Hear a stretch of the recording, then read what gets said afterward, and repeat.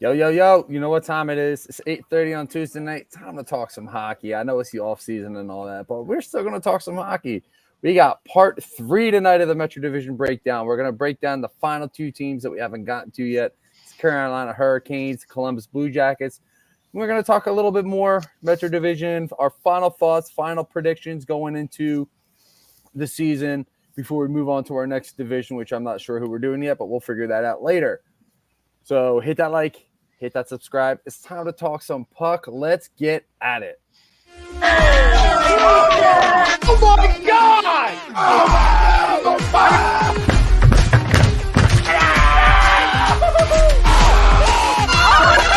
embarrassed! He's flying! Welcome in. It's almost time.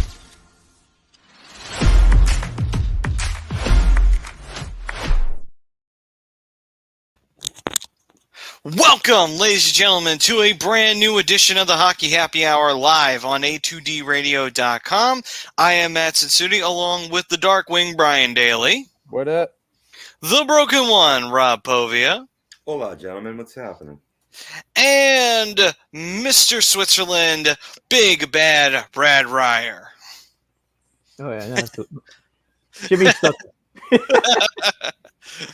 And we welcome you.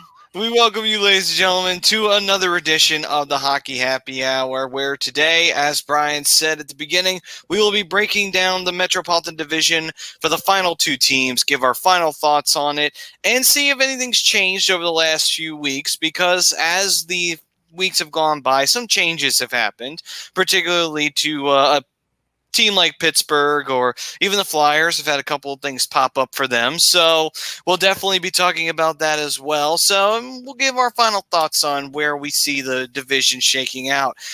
But before we dive into any of that, to introduce you to the doc, Dr. Paul Vidal over at Specialized Physical Therapy. You know, in the end of the day, if you ever find yourself going through some aches and pains and you just can't get them to go away and it's causing you so much trouble that you find yourself just not able to perform at work, not able to physically do things around the house, or even be able to go outside for a nice pleasant walk if you want to, then Specialized Physical Therapy would be the place to go. Because when you go there, the doc has got the experts, the great team over in Cherry Hill or Burlington, New Jersey. If you make an appointment at www.specializedphysicaltherapy.com, they'll take care of you, make sure you don't have any aches and pains after that. And next thing you know, you're back to doing well at work, and you get to enjoy things around the house and outside your house if you are not antisocial. So, on to the poll question. And the poll question brought to you by Baggio's Bread. If you are getting in on the MLB and there's a big game coming up and you guys want to have a party to throw for it, feel free to, as the playoff race is heating up over there in the MLB. We're getting closer and closer and closer to fall time, gentlemen, so you know what that means. The Fall Classic ain't that far away. So Baggio's Bread, located in Mount Laurel, New Jersey, home of the best stuffed breads, tomato pie, sandwiches, cutlets, and meatballs. Mention A2D for 10% off of your in-store purchase. Have yourself some good food, some good company at Baggio's Bread. All right. And to the poll question we go, and that is Rod Brendamore, Hot Rod himself, will finally get the Hurricanes back to the finals. Agree or disagree? Well, gentlemen, the Hurricanes got all the way to the 3rd round. Unfortunately, they didn't get a single win in the 3rd round and got stomped right out of it. So, question then, do you agree or do you disagree? Do you think that this was just another one of those little speed bumps that they hit and that eventually they're going to cruise their way on in? Or do you think that they completely destroyed the alignment of their car and ripped out the tires right out from under it and they're broken down? Feel free to give your opinion, gentlemen. Broken down. Hey, listen, sometimes it happens. Sometimes you go on that great run, and it's supposed to be your moment, and then you smack right into that speed bump there, and then that's it. That's it. You're done. Call the tow truck. They're out. They're never It'll coming fuck back. up your week. Yeah. Seriously. It's actually really funny that you say that because I actually have a family friend who actually had that actually kind of happen to him. Oh, He Jesus. hit a speed bump and he fucked his car up.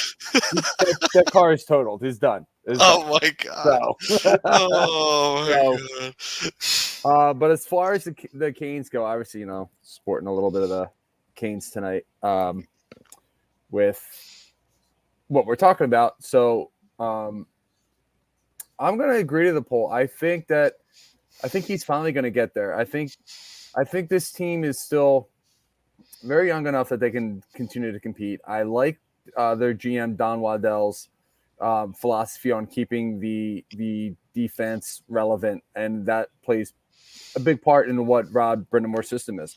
As much as he plays that hard-nosed, hard forechecking, in-your-face kind of offense, he's got to have that defense as well. Otherwise, it just doesn't work out. It's a very good balance. They have a solid roster. I think not having Andrei Svechnikov last year really kind of hurt them, and not having Match Pacioretty as well is going to hurt them, in especially in the deep run of the playoffs, because you didn't have that huge goal-scoring guy. But they went out and they got another goal scored in Michael Bunting, somehow stealing him away from Toronto. So that's going to add about 25 goals to this roster. Great middle six player. I'd probably put him on the second line, but you know, this team is aching for a superstar to really break through. It is, in my opinion, Svechnikov. That's the guy. He's the superstar. A lot of good support in Aho and Seth Jarvis, who had a really good year last year. A bunch of other really good, solid players.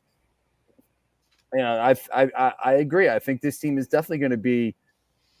It's going to be their time to shine this year. I think this is their run. And I know I missed the show last week. I didn't even really get to put my stuff out there. But you know, to me, this is a team that wins the division, and this has to be the year that they do it. Otherwise, we're going to see a lot of changes in Carolina. Agreed. So let's see here. We've got Swoopy. What's going on, man? He's throwing out. As you all know, Roddy was my favorite of all time for the Flyers because of his all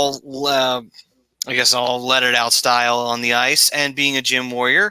He's an all-out man-to-man pressure and attacking style of coaching is my favorite too. No coincidence. The scoring and not having a go-to guy is their biggest weakness. Although I do like the mistake here of the ho-to guides. Never underestimate a good ho. That might actually be what the Hurricanes need.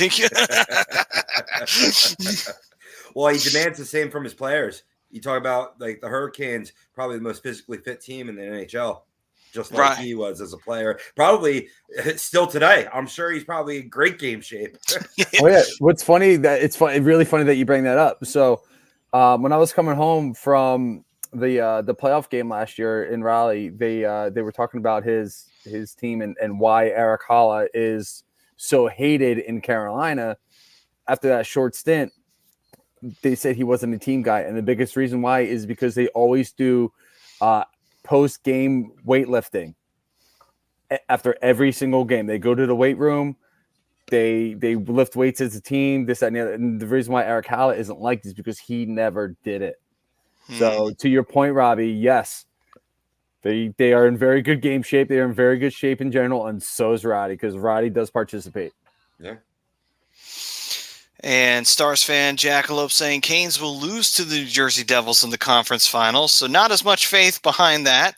He also goes on to say, or we sweep Carolina in the Cup. Obviously the Dallas Stars, which would be interesting, that final. Just see the Carolina Hurricanes get there, be like, yes, we finally conquered the Eastern Conference final demon, only to start a new curse and get swept right out of the Stanley Cup final. That would be kind of hilarious, to be honest with you. The revenge would be also sweet for Dallas, for sure. And let's see here. Swoopy also says, Roddy's Hurricanes played way better than the Panthers on the ice, but they just got beat because of the lack of scoring. And that is an issue. Yes, we definitely talked about that. The injuries were one thing, but also the lack of scoring definitely didn't help nothing. Bounces just did not go their way in that series. Right. Vespi saying, I think Carolina has a chance. Storm surge in the finals. Yes, please. And They would That's big. probably do some. They probably do some real creative celebrations if they won some games too. I bet you. And what's up, Pete? Saying he agrees to the poll. And let's see here. Flyers fan 95 saying, hot take, we sweep the Canes in the conference finals, and then we get swept by Dallas Stars in the Cup because hockey gods gave the Flyers a bag of hot Cheetos and Wawa iced tea. Hear you? Oh. That's a nice little combination right there. I would be happy even if we got swept in the finals by Dallas. You want to know why? Because we got to the fucking finals. Like, how the fuck did we get that? Yeah. Yeah. It's like, how the hell we pull that off? My stomach hurts just thinking about that. Oh. Maybe that's what they'll just survive on too. They'll just keep having the Wawa iced teas and the hot Cheetos. They'll have to fly it out to Dallas because there's no Wawas in Dallas. So You won't have to worry about getting gas. There'll be plenty of hot air in that plane. oh yeah, definitely. Let's see. Also, I want chaos for the Metro. I do too, actually. I love chaos. It's fun. And Steve Milichek saying, think the Devils got this in the bag. Interesting. There was a lot of talk about that last week. Typical Canucks dork. What's going on, brother? Saying we get swept by Carolina in the Cup and we camp in igloos while burning Vancouver. And then Penguins God Crosby fan, what's going on, dude? Saying we beat Carolina in the wild card. Oh wow! So he's just saying, hey, fuck you, Hurricanes. Penguins are going to come in and just shit on your parade immediately right out of the gate. Like, hey, you guys got back in, nice. Don't mind if we just beat you and go on to the semis and embarrass you. But anyway, so Robbie, how do you feel? Do you think Hot Rod takes them into the finals? Agree or disagree? Well, first of all, I mean, with that last comment, I think that's the first one that's distinctly possible. I could see that happening. But now, in terms of Brendamore, will we finally get the Hurricanes back to the finals? I'm going to disagree. Hurricanes, they may be good, and we talked about them being one of the most physically fit teams in the NHL. Well, as of 4/19, the Canes were also the 10th oldest team in this league at an average age of 28.5. Now, that may even rank older now that you have David Krejci retiring from the NHL and taking away his 37 years from Boston, who was the 7th oldest team with, Krejci in effect there, so they get younger. But besides all of that, my biggest issue with the Hurricanes, it's in net. We've talked about it. Freddie Anderson stinks. He's a regular season goalie, and Ante Ranta is past his prime. Now, if this team pulls off a trade for a goaltender, that would give them a better shot at making the finals in my book. The offense is stellar, especially when they get Svechnikov back, and I got an update that for when we get into their breakdown later in the show. But the defense is improved with Dmitry Orlov and Caleb Jones. Those were two good signings for this team.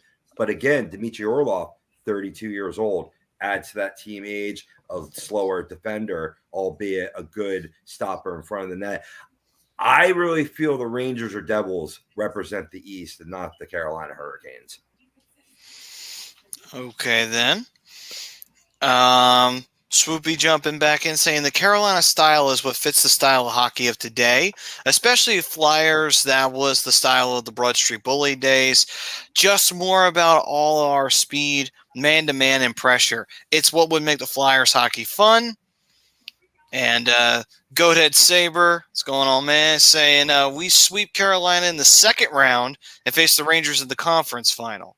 Okay, so everybody's sweeping Carolina. Jeez Louise. It's the running gag because they haven't won a single game in the Eastern Conference Final in the last 3 appearances that they've been in. But but you know what though? That would be interesting. So I would assume, okay, so the Sabres would have to get in on a wild card for this to happen because the second round is usually divisional based. So Sabres get in on a wild card. They beat whatever person they face in the first round. Let's just assume it's Toronto. And then they go on to face off with the Carolina Hurricanes in the second round and beat them. And then they face your Rangers, Brad, in the Eastern Conference Final, a New York rivalry, the other New York rivalry, not the one near the No, city. they're not a real New York team. Come on.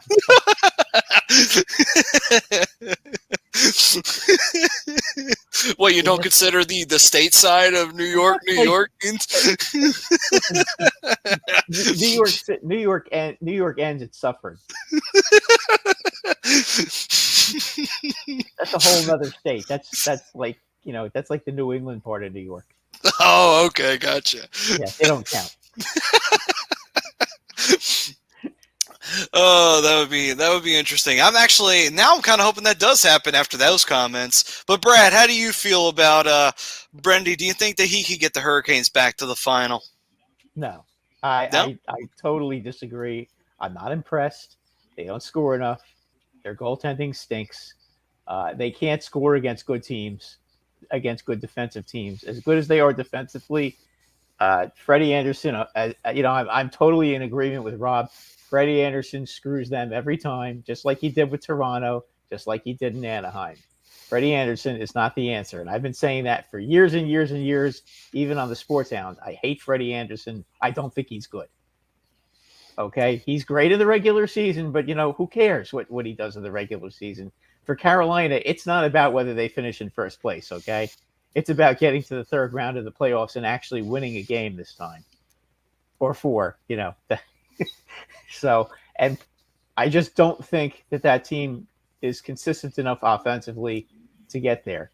Once you're in the playoffs, you're playing real good teams. All of them can score, all of them can defend, and most of them have pretty good goaltending, and I'm not convinced yet. Now, if Carolina goes out and gets Connor Hellebuck, okay, or possibly they get the guy, get Brian's guy out of Anaheim, then I may have to backtrack somewhat, but as currently constituted, I'm not convinced. I know they got Michael Bunting; he'll help a little bit, but what team did Michael Bunting play for again? Toronto. Oh, okay, just asking for a friend. And it's not gonna. He's not the one that's gonna put them over the top. They need to do a little bit better than that. No, you got Svechnikov coming back too, so you got to keep that in mind as well. That's Svechnikov. In 60 games he had 20 goals. It's not like he had 40. So he could have gotten to 40. We don't know that now because he got hurt. We don't. But I'm just saying. But he had 20 in 60 games. I mean, it's not like he had 40 in 60 games. It's the guy's not a 50 to 60 goal scorer. Maybe he'll get there between 30 and 35. And it's possible. I'm just not convinced right now. They don't have a very good power play. They're very good at killing penalties, but they don't have a really good power play. I just think they can shut down teams on the road, yes, during the season because they go into that almost trap-like kind of defense, and they can get away with that. But against good teams in the playoffs, they can't get away with it, and that's the problem. I mean, listen. They lost a couple of real close games to the Islanders. They could have lost that series last year just as easily as they won it. The Islanders, just unfortunately for them, fortunately for Ranger fans, of course, they found a way to lose games that they shouldn't have lost against the Canes. So I'm going to kind of leave it there. I think the Rangers and Devils are both better than the Canes right now. I see the Canes coming in third, and either the Rangers or Devils winning the Metro, and then the Penguins coming in fourth. You know what's interesting, Brad? You see it so eye to eye with me, right? But you look at the hockey writers. I read an article in their bulletin, right? And 42% of them have the Hurricanes for the Eastern Conference Finals representative, right? In the Stanley Cup Finals. You go to Vegas, they have them at plus 550. Are we missing something? No, they like the way the Hurricanes play because they smoked the Devils last year. So it's all predicated on what happened, what they did minus missing pieces. So imagine what they could do with those pieces back and then some. But that doesn't always work that way. Right. I mean, That's kind of where my mindset is, necessarily. though, too. Yeah, that's not necessarily that doesn't necessarily work out that way. I mean, if the queen had balls, she'd be king, right? Oh my! Oh my! Okay, so Wow. I mean, bottom line is, unless they fix their goaltending problem, and unless they get somebody who can score big goals in a big spot, like Matthew Tkachuk kind of did for Florida, in a big spot, that's the difference with those teams. That's the difference with Carolina. They don't have that guy. They don't have a Panarin or a Zibanejad who can score a big goal in a big spot and beat you. They don't have that. They have a bunch of grinding players that are good, solid players, but they don't have that big sniper. Now, if Svechnikov proves me wrong, great. Then okay, I'll say I'm wrong. But as of right now, I don't see it. Well, okay. So couple rebuttals real quick. I totally agree with you with the goaltending thing. I loved Freddie Anderson in Anaheim. After that, he kind of went downhill for me. He's a very good regular season goalie. However, in the last couple of years, how many really good goaltenders have we really seen win a Stanley Cup outside of Andrei Vasilevsky? I mean, look at Colorado. Darcy Kemper was their goalie when they won. Not flashy, not a top 10 goalie, but he still won a Stanley Cup. But Why? what did Because they had a Colorado? good But team. what did Colorado do that Carolina can't do? They scored. Exactly. They score. Well, they scored in bunches. But that's not my point. My point is this: they had a good defense out in front of him. That's really what helped them. Yes, Colorado, their offense was good. Yes, their offense is very good. I'm not going to ever dispute Colorado's offense or that point. Yeah, but they didn't win because their defense was good in front of their goaltending. They won because they just flat out. They won with a top, in my opinion, a bottom 15 goaltender because their defense was that good. Their offense obviously helped. Yes, they had one of the best power plays in the league that year. They were completely unstoppable.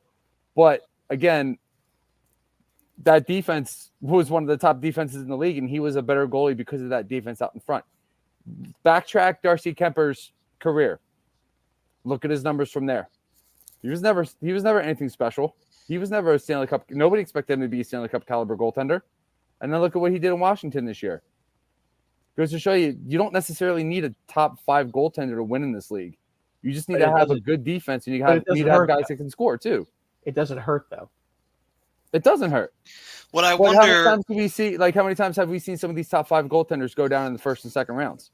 What I wonder now That's is, true. are we going to have that debate again? Because remember when the Flyers made the finals in 2010, and then everybody started saying, well, you don't really need a true starting goaltender to be successful in the league.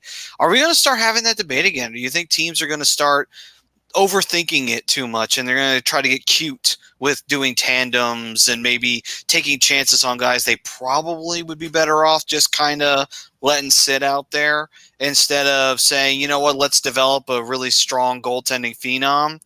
Because that was a debate, and some teams bought into that bullshit. I say it's bullshit, though, because it's like, yes, what the Flyers did was a miracle. But then at the same token, these last 2 years, it's like, yeah, but look at the teams. There's a difference between – and it gets back to what you guys were saying. I mean, yeah, Vegas had 3 different goaltenders during this entire run, and 90% of that was because the team itself was just on fire and refused to lose. And Maddie, on top of that, every single goaltender that they had was a backup at somewhere else. Or like Aiden Hill. Aiden Hill's an AHL starter. Like Aiden Hill played out of his mind. He did. I'm not saying he didn't. I'm just saying he was out of his mind. Literally, he is Michael Layton, but the difference is he won the cup. That's the difference between him and Layton.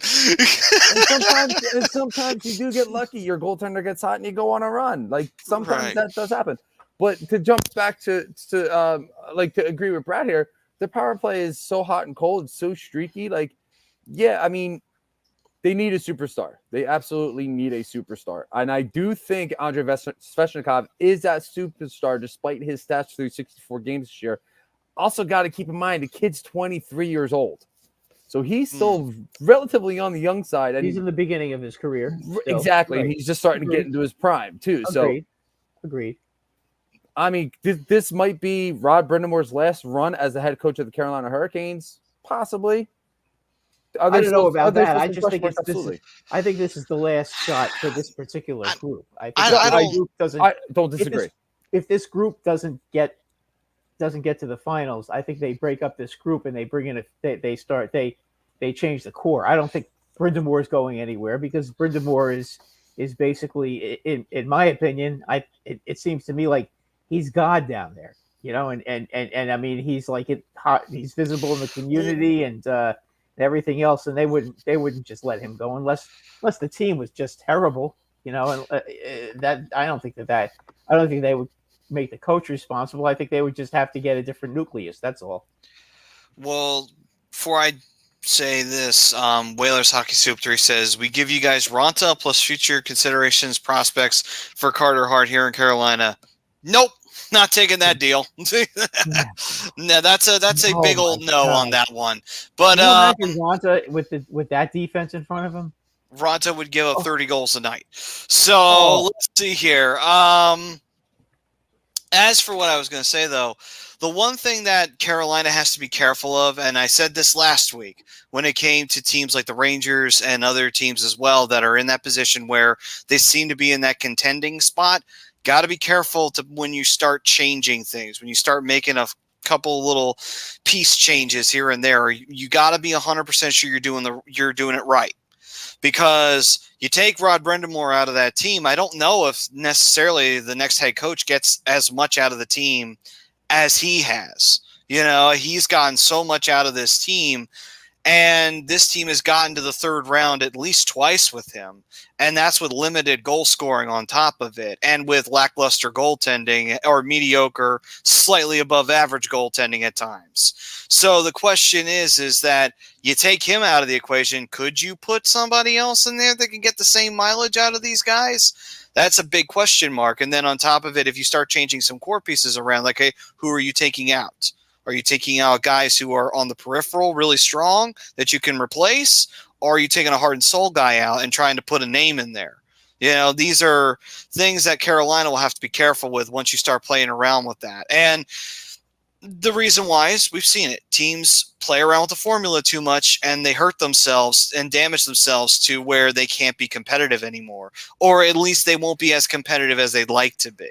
And then you're really concerned if, crap, did we just screw ourselves out of winning a cup? You got to be careful when you start doing that. That's just one thing Carolina would have to take into consideration. It's a big cautionary tale with a lot of teams.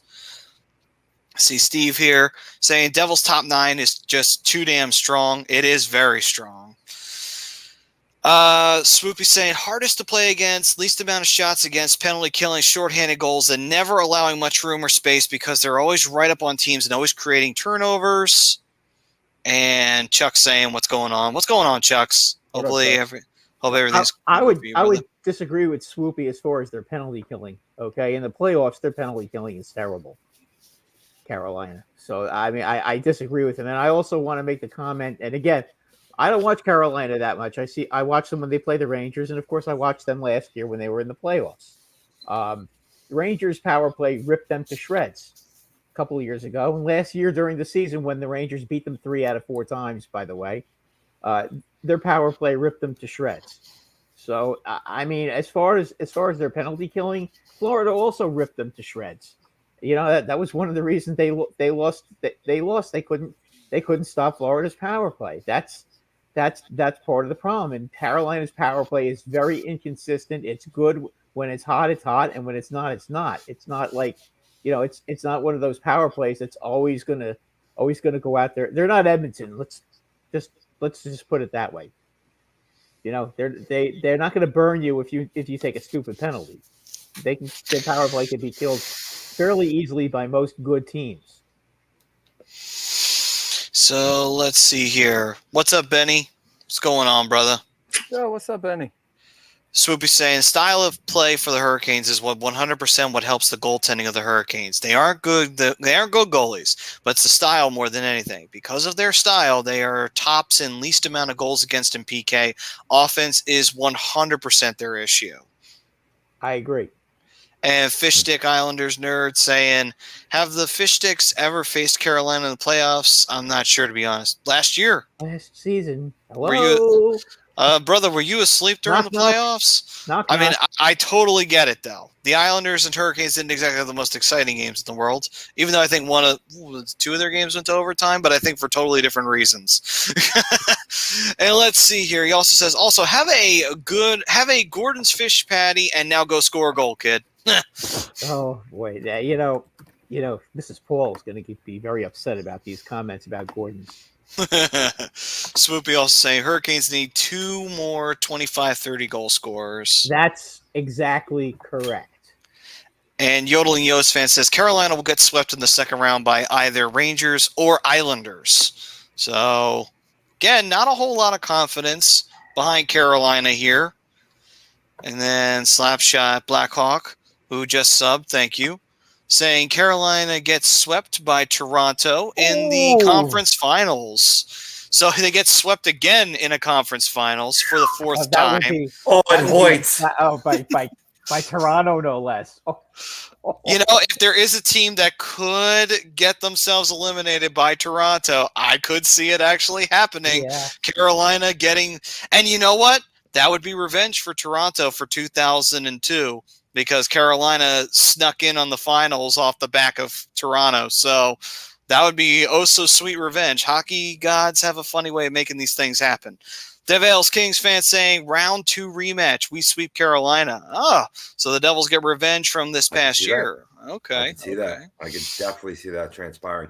Real quick, 2 things I want to throw in before time gets away from us. First of all, 1, happy birthday to my man Dales. His birthday was yesterday. Right. Appreciate Happy you, birthday, brother. my man.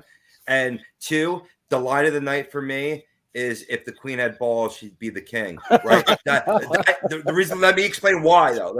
Obviously, it's a funny line, but I've been notorious for always saying if my aunt had balls, she'd be my uncle. And it's like now I have a different version of it to say. Yes. Yes. You've said Like it shit don't multiple get stale times. now, you know?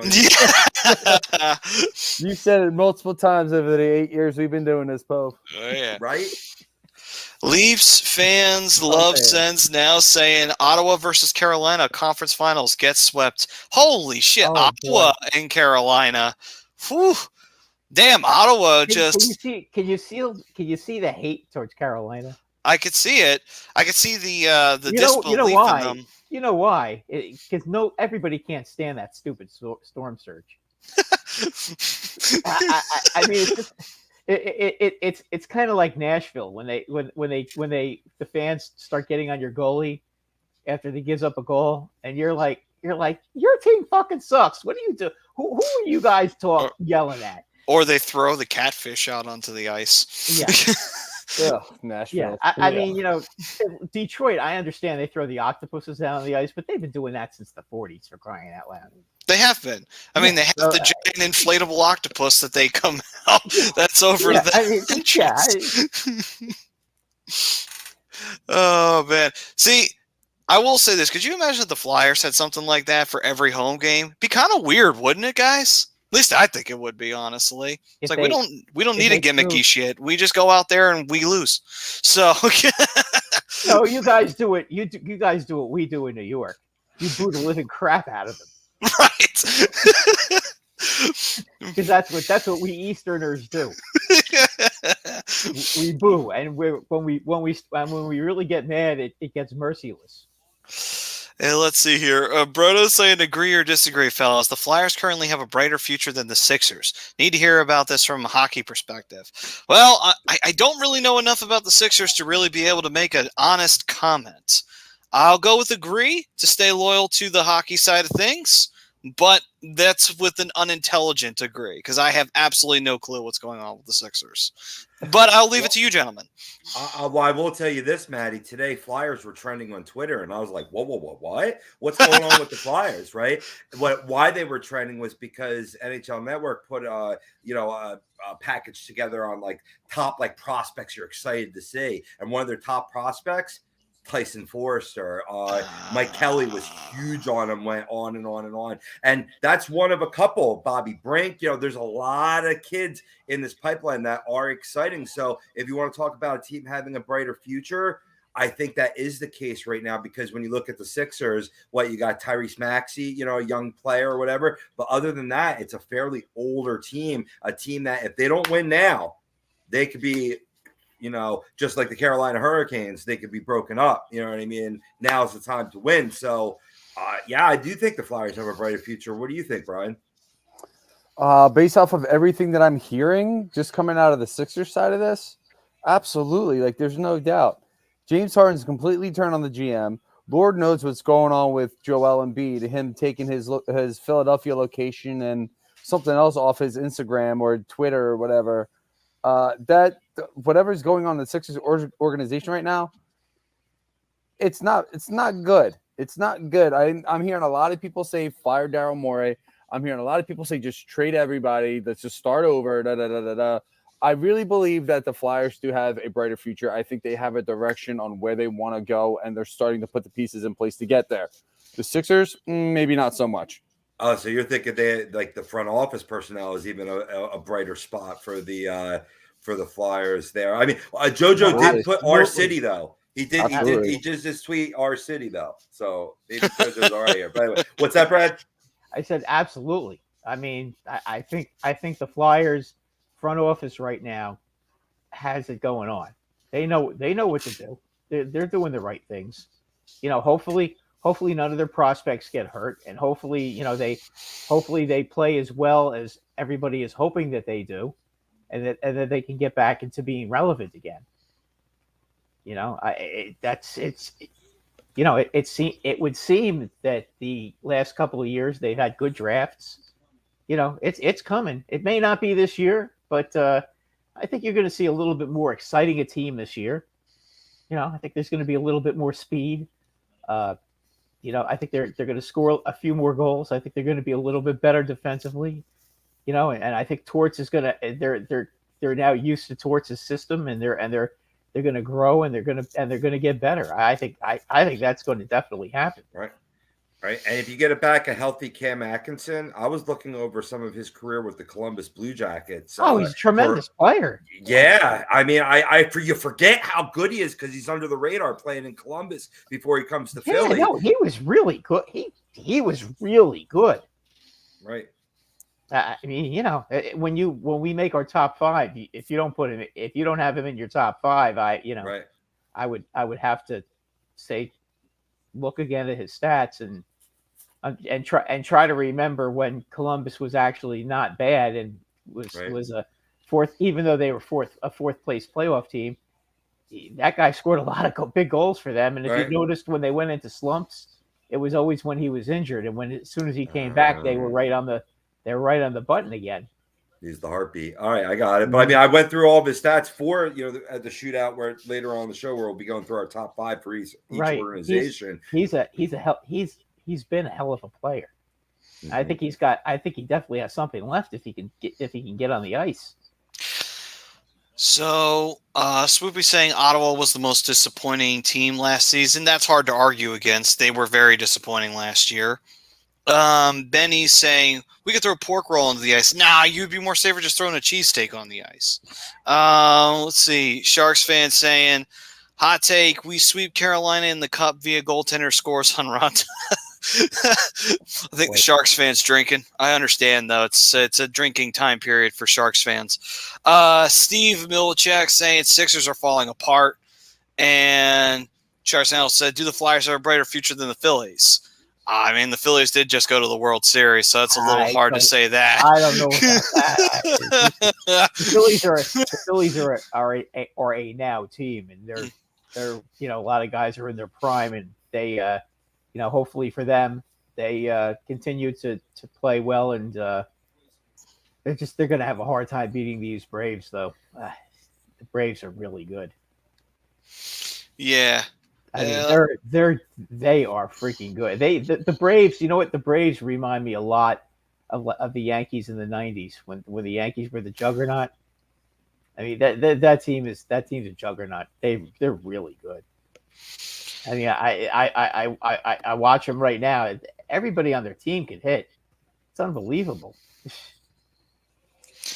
Now let's see here. Me Metal Mike saying My hot take, Carolina gets swept in the conference finals by the Blue Jackets. Yeah, that's a hot take. That's a very big hot take right there. Boy, there'll be a lot of cannon exploding if that happens. Pretty much. Ryan Bro saying, thanks, boys. Mitchkoff season. Yeah. Hopefully it will be Mitchkoff season by the time we get to playing. Yeah, Super saying, Sixers are full of clowns in every facet. Oh, my. Oh, boy. And Me Metal Mike saying also, we Flyers fans throw hoagies on the ice for each win. Yeah. David Ostercy says, all is well, Brother Pove. So saying, throwing out the comment LGR. there. I see the LGR. Nice. Yeah, I have a lot of Ranger friends, dude. You know this. Yeah.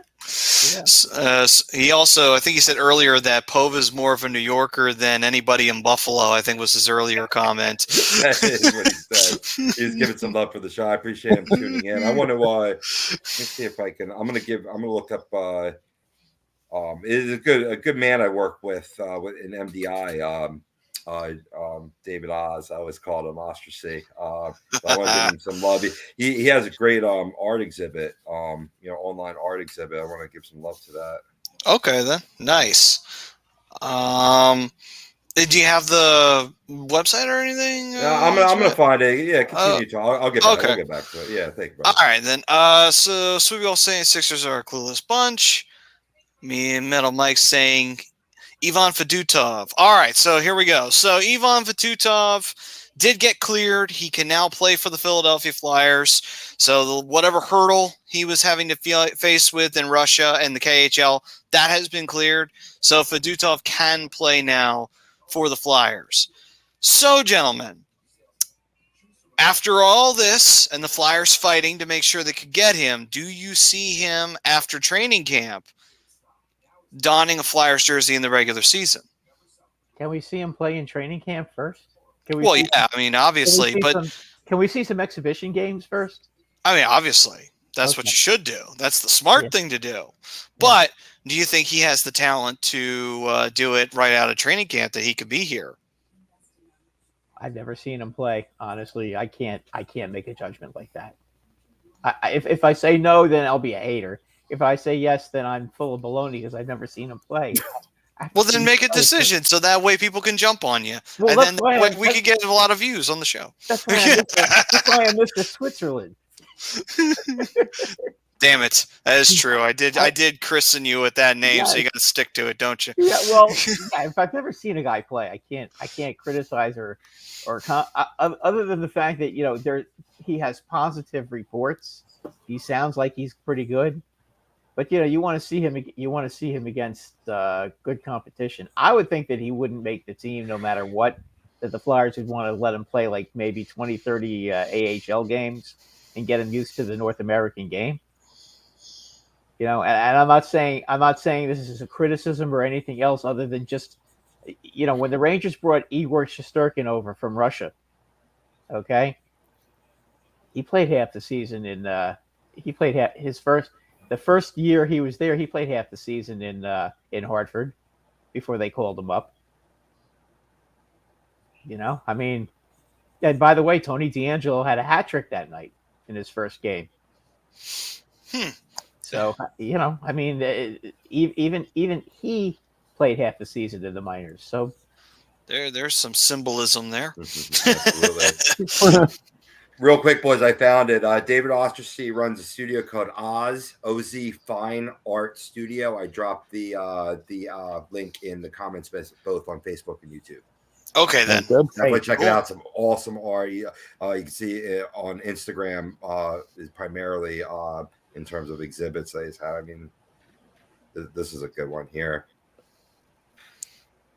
Oh, wow. Wow. Woo. Right. Is that a painting or drawing? Yeah, what a painting. Yeah. Wow, nice. Wow. That's cool. Oh, that's very cool. Yeah, That's really awesome. Cool stuff. Yeah, big time. Little Thank you. Leroy Neiman esque. You know what I mean? That with that lion. Yeah, I can see that. Leroy Neiman style, which is, by the way, that's a compliment. I loved his art. So let's see here. He's He has arrived. God is here, ladies and gentlemen. Hello, my children. Hello, God. Saying, I am so sorry that the Coyotes are still in Arizona. Well, we know you've been trying your best on that. Jesus is doing some weird miracles at the moment. He somehow brought Pee Wee's Playhouse up here. Paul Rubens says hello. Oh, man. Is he wearing his rubber boots? If I'm taking a step in Pee Wee's Playhouse, I'm wearing rubber boots myself. I don't know what's in there. What's up, Bryce? How you been, brother? What's up, Bryce? Let's see here. Me Metal like say, God, did you lose Jesus again at the Sharks Arena? Well, Greg, oh, go ahead. I'm sorry, man. No, go ahead, Rob. Go ahead. I was going to say Greg disagrees with the poll, and he says, I think they're going to struggle next year after that deep run. Like when teams have that deep run and they play a lot of hockey and they didn't get to the promised land. A lot of times there's a huge hangover, both fatigue-wise as well as mentally. Yeah, I mean, it can happen. There's been some hangovers, even on deep runs. Right. Let's see here. And Dave saying, hey, guys, I'd love to hear you discuss what Blake Wheeler would mean to the Rangers this year. Brad, why don't we let you field this one? I think Blake Wheeler is going to be a huge addition for the Rangers because you know what? He's the physicality that they need, and he's a leader. And, I think sometimes offensively, this team depends way too much on Zibanejad and Kreider to score, and on their power play with Panarin. I think they lean on those three guys way too much, and they really need somebody else to go out there and stand in front of the net and cause trouble. And Blake Wheeler is just the guy to do that. The only thing I'm worried about is I know he's not as fast as I used to be. I just don't want to see him slow that team down. Because the Rangers are a fast skating team. They can skate. So that would be the one thing I might be a little worried about with him. But other than that, I'm real happy that they got him. I thought that was a great move, especially for the money. But, just because they needed sandpaper, and it was very evident against the Devils, they needed some sandpaper type players. And you take a look at the fourth line the Rangers are going to have this year. They got plenty of that now. All right. Well, that'll definitely add something into the tank for the Rangers there. Greg saying what's up, obviously, besides the comment with the disagree to the poll. God saying, me, damn it, I'll ask him if he's up to weird stuff again. Oh, okay. He said, me, damn it. Oh,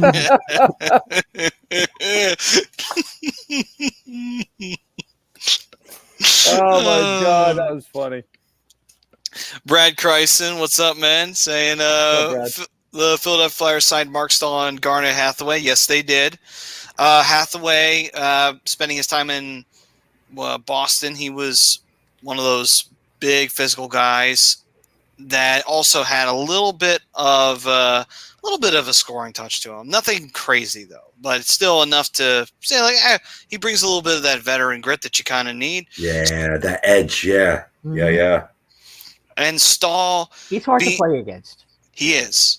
And Stahl, obviously he's a veteran D-man. Hopefully he turns out a little bit better than Yandel did in terms of kind of rallying the young guys around him. I would hope so. It would be good to see that happen. I don't know. Parking cone Stahl. I mean, I'd say he had a pretty solid year. It's a pretty good playoff run for the Panthers last year. So I think bringing him in right now is the perfect time to do that. I mean, and look at it this way. If he does turn out to be a parking code, at least he's in the right color. So, see. Can't be any worse than Aidan McDonald. Let's just put it to you that way. Right. Can't be anything worse. Thrashers Forever fan says, my opinion, we sweep Carolina in the Cup via NHL 23 franchise mode.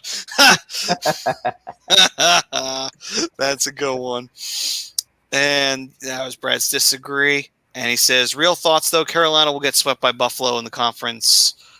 I'm going to say finals, not Flyers on that one. I'm assuming that's what you meant. Brad saying, question for you guys. Who will be the Flyers starting goaltender? Still Carter Hart for me. Hart. Yeah, it's got to be Hart. Yeah, I'm not changing horses. Rob, but you're with Hart, right? Harrison was paid. He was clearly paid backup money. That's what he's going to be. But he's going to be there to challenge him. And if you see Hart have a down spot, you might see a run of Harrison taking the starting reins for a little bit, maybe a lion's share of the starts. But ultimately, this is Carter Hart's job. It's his job to lose. Let me put it to you that way. And then you got Fedotov, coming over. That could be another, a great stable of goaltenders that they're building, right? But the Hart is the guy that's starting on opening night, right?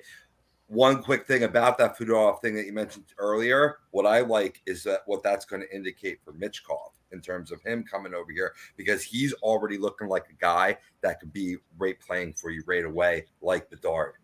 Nice. That would be great. And that'd be the greatest pick for the Flyers in like the last 20 years right there, if that's the case.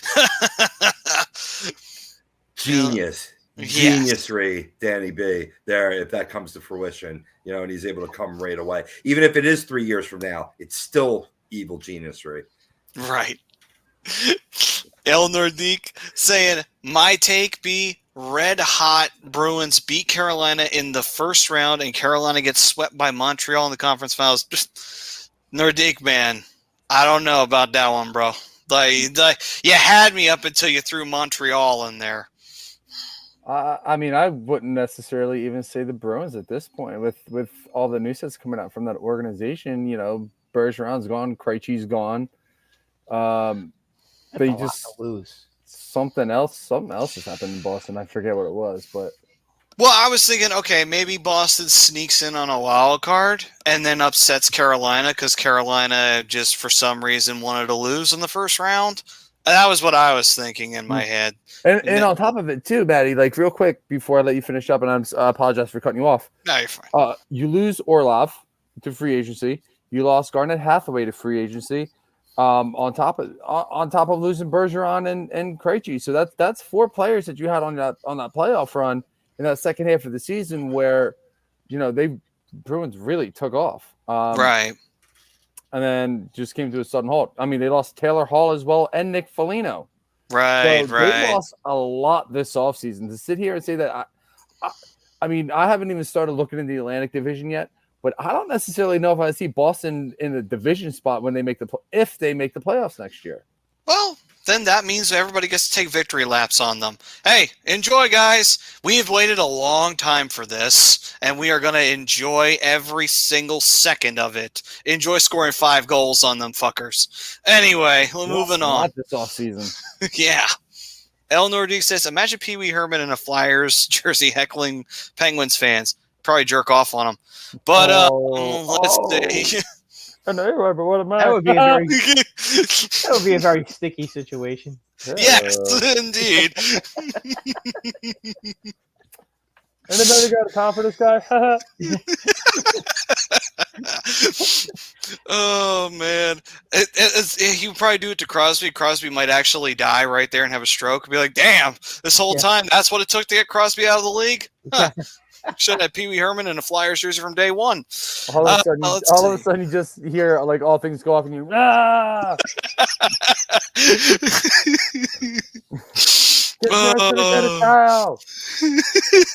Ah. Let's see. Bevan got Crosby Fifth saying, what would be the worst case scenario for Carolina? I'd say they get below the wild card race for them. It's cup or bust. I would agree.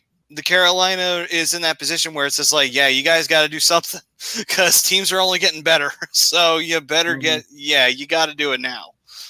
Yeah, I mean, I got the Penguins in a wild card spot this season. I can see the Penguins beating Carolina in the playoffs. It could happen. It could. No, it's the NHL playoffs. Anything can happen. Yeah, I mean, if Jarry is. But my concern with the Penguins is Jarry. Jarry just keeps getting hurt. He hasn't been hurt for 2 years. He was hurt last year. He was not. He started 40-some-odd games. But he was hurt last year. He's healthy. He started almost 50 games last year. Well, didn't they platoon him a little bit with DeSmith? Yes, and that's why it wasn't over 50. Yeah, Smith played. The Smith played. That's why I probably thought he was hurt. Because the Smith was constantly playing last year. Now that you bring him up, though, that's going to be my question for the Penguins is where's that goaltending depth now? Because you traded Casey DeSmith to Montreal in that deal. That is true. Was it Montreal? Or did he go to San Jose? I think he went to Montreal, right? Or did he went to Montreal in that deal? No. He didn't go to Montreal. He didn't go to San Jose in that deal. He did go to Montreal. Okay, he went to Montreal. Yeah. Okay, I was just making sure. I thought that was right. And I think Petrie also went to. He just got to Detroit.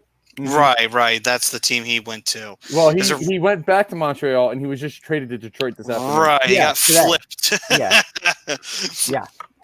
Let's see. By the way, that's a good move for Detroit. Mm-hmm. And Jimmy J saying, need Phillies to win this game. Well, they need to win all of them now, brother. Depressed Oilers fans saying, rematch for the 06 Cup. We sweep Carolina in the Cup.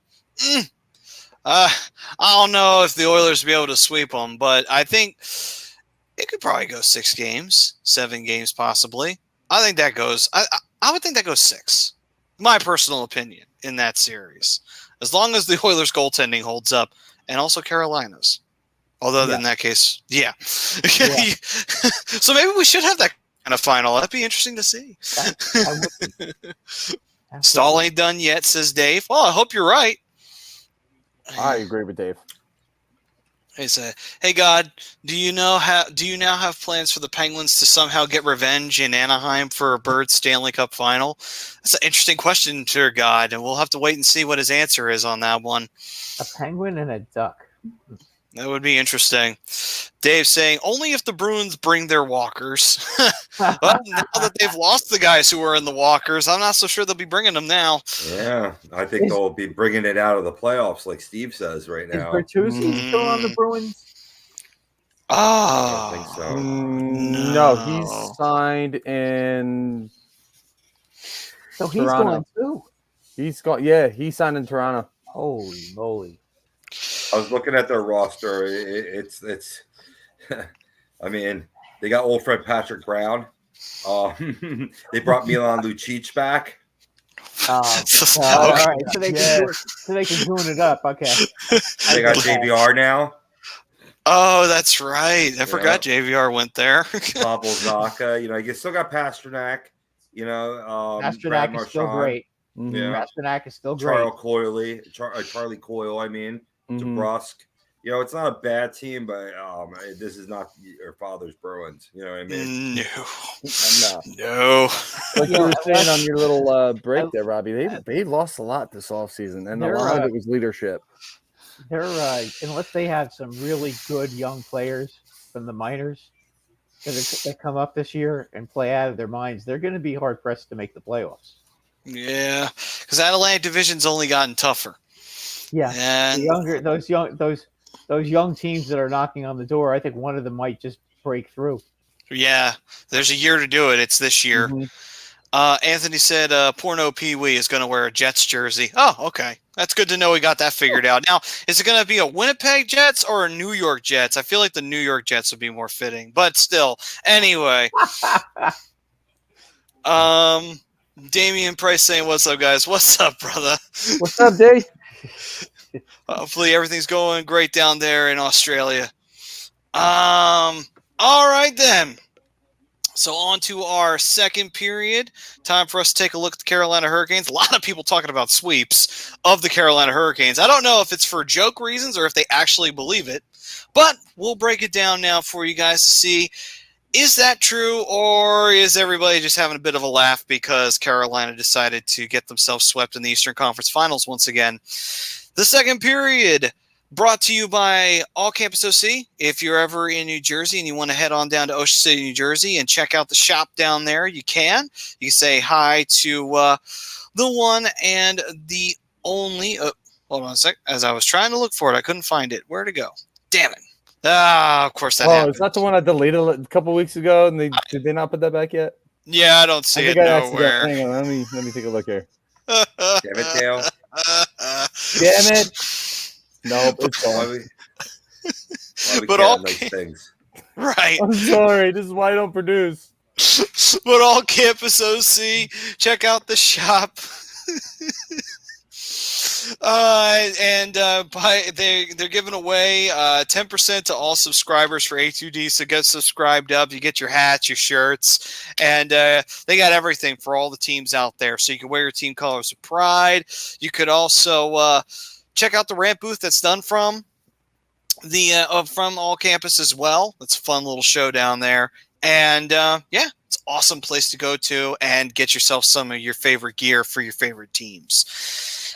And the first period brought to you by eXp Realty. If you're looking to buy or sell a home, or you have a change of career in brokerage, contact Alan Foy at eXp Realty LLC at 302-682-8820, or visit him at alan.foy at exprealty.com. Big step, do it right. Go to Alan Foy. Okay, gents. So to the Carolina Hurricanes we go. So, do we think that the Hurricanes are once again still a cup contender and still very much in the hunt to try and take not only the Metropolitan division, but also to take the East and to take a Stanley Cup to add to the one that they got back in 2006? Well, I mean, I think we talked about it a lot when we were talking about with the poll or what have you. I mean, there's a difference of opinion on the shutdown defense, win a lot of 2-1, 3-2 games, which is very distinctly possible with this team. But I think you really got to make up for a depletion in scoring. One thing that'll help bolster that, I sort of alluded to it during when we were talking about the poll. I listened to a recent interview from Carolina General Manager Don Waddell when he joined NHL Network, and during the interview, he spoke more about Svechnikov's injury, which, you know, if you don't know, he tore his ACL in March last year and missed the rest of the season in the playoffs. But he spoke to when the team expects their 23-year-old star to be ready for game action, quote unquote. He goes, he wants to be playing today, but we'll be cautious. Obviously, October is important, but as the season goes on, it becomes even more important. I fully expect him to be ready when the season starts. Highlighting that being the highlight of the quote. He said 4 months after surgery, which he had in July, and was skating by himself, not with any contact or anything, but 6 months will basically be right when training camp opens. So he's right on schedule, or maybe even ahead of that schedule. So it's looking good in terms of having him as a piece to that offense, but I just feel like they need more. And I agree with you, Robbie. There, I mean, he's an integral piece that they were missing last year, for sure. 23-year-old, he's pretty much, and I know some people disagree with me. We were just talking about the Bruins. Yeah, somebody just pop in and say hello. What's up, Bruins? What's going on, I'm Bruins? not saying the rest of that name. Oh, come on. You can't say Bruins, Pooh Bear, Dweeb. Come on. Anybody could say that. But hello. I'm not going to. I'll say hi. Hey.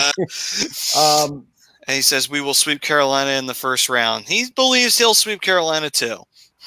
They definitely have some issues they need to work out, especially like Brad was alluding to earlier in the show. Their power play, very inconsistent, very hot and cold. When it's hot, it's really good. When it's cold, it's terrible.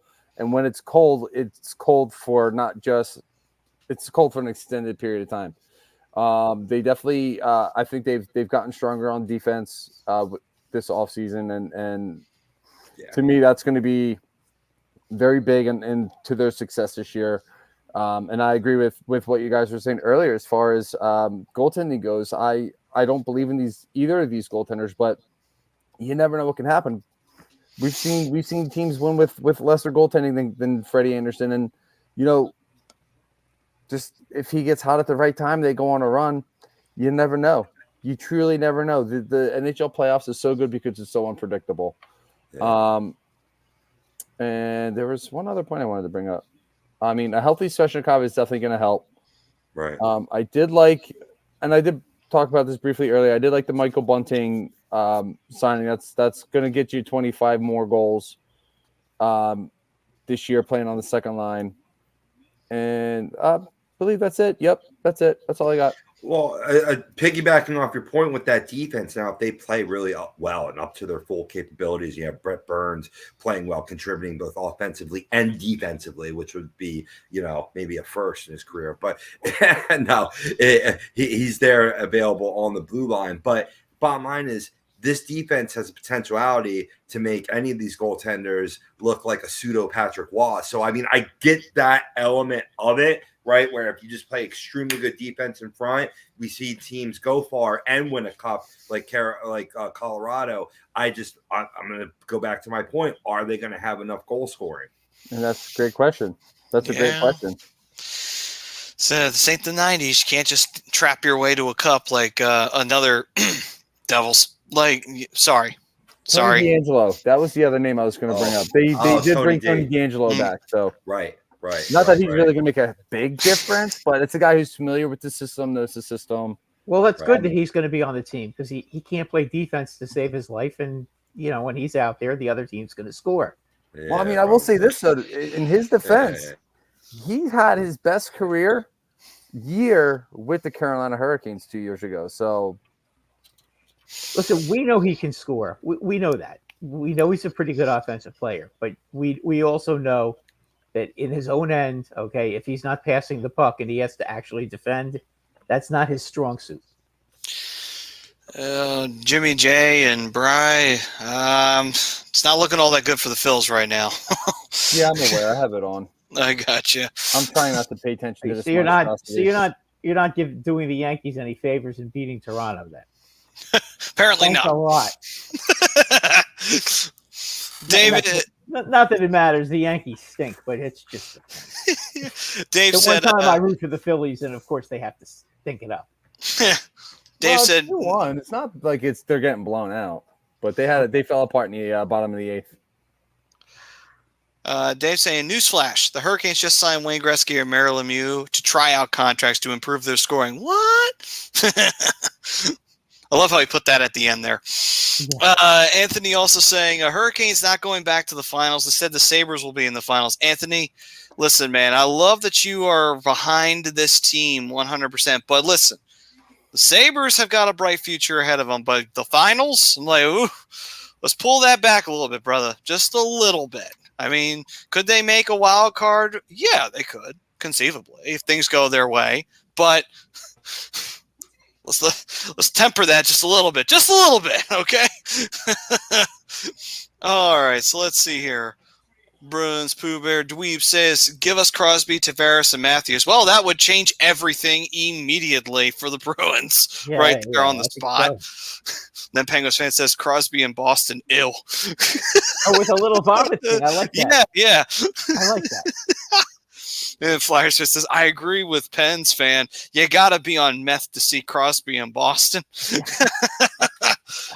So the question, though, is if he did go to the Bruins, would the Bruins go to like a piss yellow color instead of the mustard yellow that they currently got, since that was the colors the Penguins had when Crosby first showed up there? I'm just wondering if they would do that, honestly, as a sign of a new era. Let's see. There's also said, we all know if you give Pooh Bears honey, they will get drunk on ice. Or get stuck trying to get out of a hole. Right. Just a little smackerel. Flyers just says the Braves beat the Mets 27-8. Wait a minute, what? Is that an actual score? No, it's 21. It wasn't quite that bad, but it was, yeah. Ooh. 21-3. Yeah. Yeah. You know what kills me about that too? So it's 13-3 game, Brad, right? They leave all their starters in and proceed to like bash Danny Mendick, a position player, on the mound, right? And that's in game one of a doubleheader. Game two, nobody thrown at on the Braves. I mean, come on.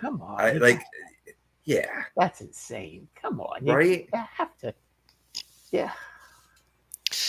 Stars fan Jackalope saying, grabs musket ready for hunting Sabres in the cup. And Anthony saying, what is the Flyers going to do with Peterson and Sandstrom? Well, right now, I don't know what they're going to do with Wait a minute. Sandstrom leave? Was Sandstrom the one who left?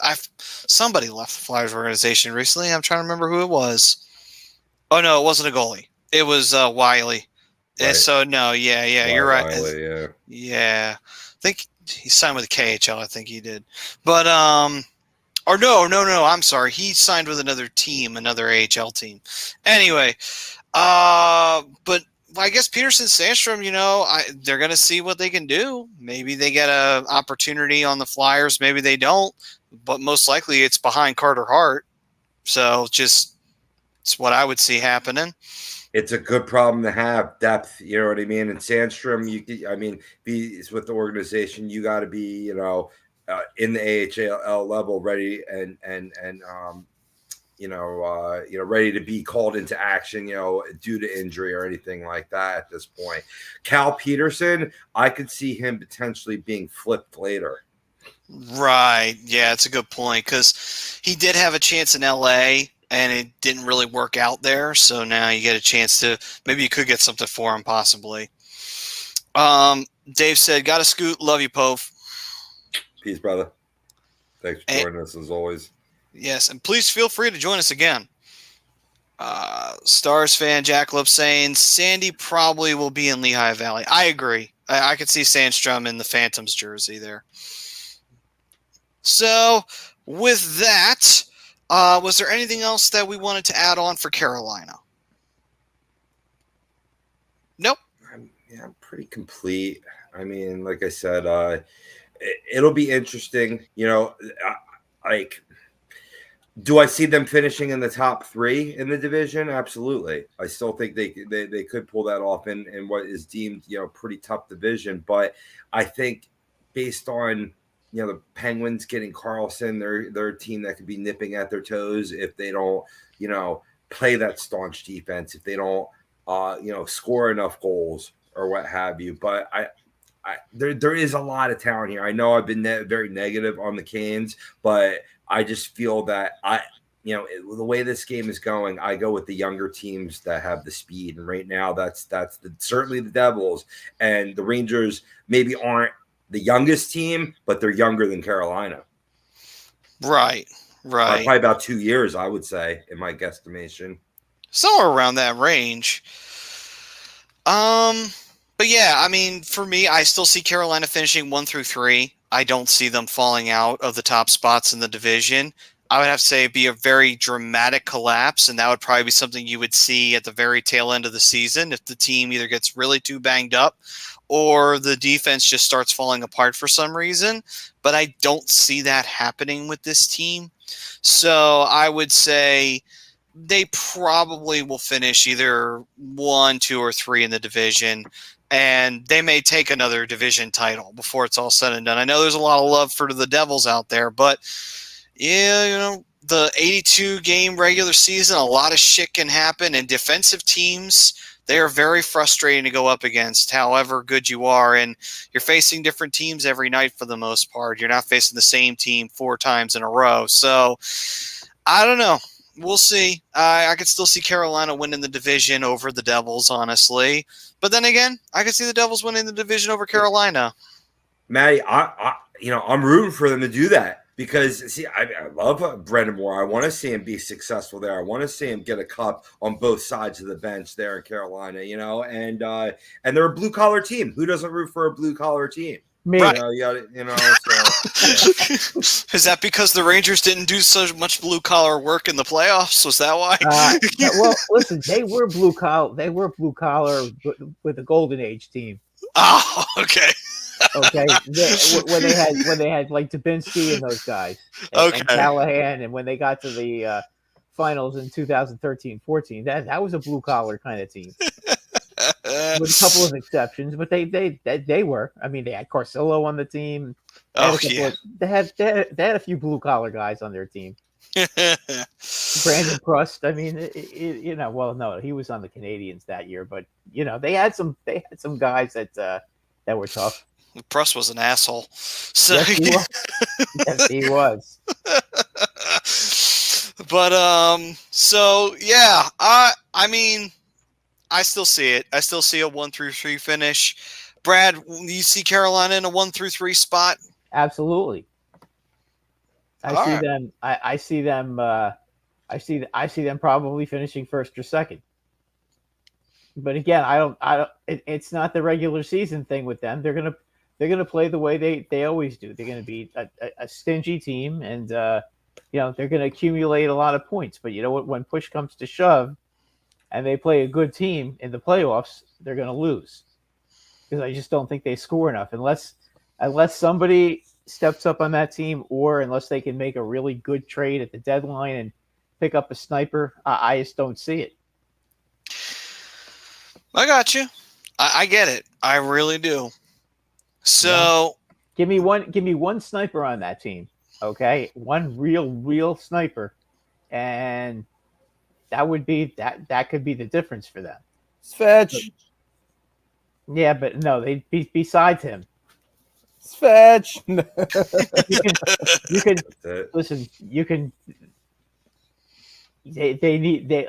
I'm trying to think like who would be a perfect fit for him. Actually, I mean the guy that'd be a perfect fit for them, to me, would be Line. But he's not going anywhere. But that's the kind of player they need. I was thinking real quick. I mean, not that he's going to sign there anytime soon because I think he's out for like 4 or 5 months. But I was thinking Patrick Kane would have been a good signing for them off the wing, to a not obviously lucrative deal, but to something like maybe 1 or 2 years for like $3.5 million or something like that. Patrick Kane could get a guy like Patrick Kane like once he's 100% Patrick Kane again. when he comes back from his surgery in January, it's going to be very interesting to see whom he ends up with, because I think it's going to be a completely different story for him having 3-4 months to get himself in shape for the playoffs. So what that says is he'll join the Devils. But anyway, well, you know where he's going. I can tell you right now where he's going. Where's he going? Sabres. Okay. I see what you did there, Robbie. I see what you did. I think you're right because he's always wanted to play there. That's true. Hometown. And it's a good time to join because they're on the rise. So somebody tell the cab drivers he's coming. That would be the leadership guy they so desperately need. Right. So, Bry, keep him off the Rangers. Bry, you got Carolina finishing 1 through 3? I do. I know I say that, and where I have them finishing in division doesn't really stand on where I have them finishing in the playoffs. I do think this is Stanley Cup or bust for them, but I do have them finishing third in the division. Devils, they're so good. They have so much young talent. And then on top of it, you got the Rangers, this is another team that has just a lot of depth. And, the addition of Peter Laviolette, I think is going to be huge for the Rangers offensively. I think they just went dead flat after making the trades for Tarasenko and Kane, especially in that first round of the playoffs. I think adding a guy like Peter Laviolette is going to add a little bit more fire to that offense, because as good as he is with the defense, he's even better with an offense. And I think he's really good with the penalty kill, or the power play, which I think hurt the Rangers last year too. But, I think these teams have just done enough to continue to put themselves ahead of the Hurricanes. And I'll say this all day. Hurricanes are a really good team, and they are always primed to make a run. But I just think as of right now, on paper, the Rangers and the Devils are the two better teams than the Hurricanes right now. All right, then. And we move forward to our second period, our second period, I already announced that. So with that, though, for all the fam out there who are giving their love and their support to us by shooting out the comments, we appreciate that, guys. Thank you very, very much for doing that. You keep us running and you keep the lights on around here. And the comments are brought to you by Gleason's Bar. If you're ever in the PA area, not too far away from Levittown, then you can take a look and go check out Gleason's Bar, located 6700 Mill Creek Ave in Levittown, PA. Use promo code A2D for 10% off your order whenever you dine in, go take out, or you go online at gleasonsbarandsteaks.com for some great food and a great time out there in Gleason's Bar. All right, then. As we continue forward to break down the Columbus Blue Jackets, got a couple of comments in here. Stars fan says, one Flyers prospect goaltender I liked in the minors was Kari Ustimenko. Thoughts on his numbers for Lehigh Valley? Well, in the 8 games he played last year for Lehigh Valley, he did pretty well, 2.91, for the goals against and 900 save percentage. I mean, that's not terrible. And then, the year prior to that in Lehigh Valley, he played only 5 games. That one, he had a little bit of a rougher go of it. But for the most part, he's been bouncing between Lehigh Valley and Reading and Russia. So it's been interesting. Although he's been consistently at the 2s in his goals against and at the 9s in his save percentage from what I'm seeing on the stats. So no matter what league he's been in, he's been able to stay head above water pretty solid. So, I mean, seems promising, but again, these are just small sample sizes. It's like the most he played was 11 games with a team out in Russia. So it's, again, take it with a grain of salt. But Could he be in the ECAHL? Do you guys have a team in it? Well, the Royals. He was on the Royals, yeah, okay. And he played with them for a few games as well, okay. And he had a decent goals against average. Well, not decent. He has a really good goals against average there in the ECHL. He had a solid one in the AHL. So the question is, can he transition that to an NHL game? That's the big question, as always with goaltenders. So it'll be interesting. We'll see. It's a small sample size. I'd like to see him get more playing time before jumping to that, and maybe we'll see him in training camp. And he's saying Cal Peterson should go to Arizona because his career is already dead. Let's see. Any Royals players that we like? Take a look. I'll take a look, see what we got on that one. The Flyers goalie that I don't know what you were trying to say there, Anthony. That got lost on that one, brother. You have to, I don't know what you mean by that. Anyway, on to Columbus. So the Columbus Blue Jackets. Well, I like their goal song. Yeah. I like the cannon. Right. They got that nice, cool thing going on for them. Last year wasn't really a good year, to say the least, for Columbus. No. Do you see that changing for these guys? Or do you think that they're back to kind of feeding off the rats in the basement again? I mean, unfortunately for the Blue Jackets, it's been a routine thing for them dating back to their days in the West. Although they had that brief period where they were making the playoffs consistently and they were being a bit feisty. They did manage to win their first ever playoff series by sweeping the Tampa Bay Lightning. And in doing so, they literally secured 2 Stanley Cups for the Tampa Bay Lightning because it pissed them off. And then after that, they did win a qualifying matchup in the bubble against Toronto, and that was hilarious because that was embarrassing for them. And then they lost to Tampa, who got revenge on them. So they had a brief period where they were being feisty, being frustrating, being a tough team to go up against. Then they lost Panarin, and that was the end of that. They lost him, and Bob left too. And so That's gone. Yeah, so a lot of guys are gone now for the Blue Jackets. Do you see anything? Atkinson's gone too. So it's like, do you see anything for Columbus? Do you think that they could have any improvement this year? Or do you think it's going to be a lean year for them like it was last year? Werenski's back. Well, okay. That's one thing. Well, you asked if there was anything, so I gave you one. At least you gave me one. Yeah, right. I can't think of anything else it escapes me right now. Right. Hang on, I'm coming. I'm still chewing. Okay. I mean, they can score. I'm not saying they can't. It's just that I don't know.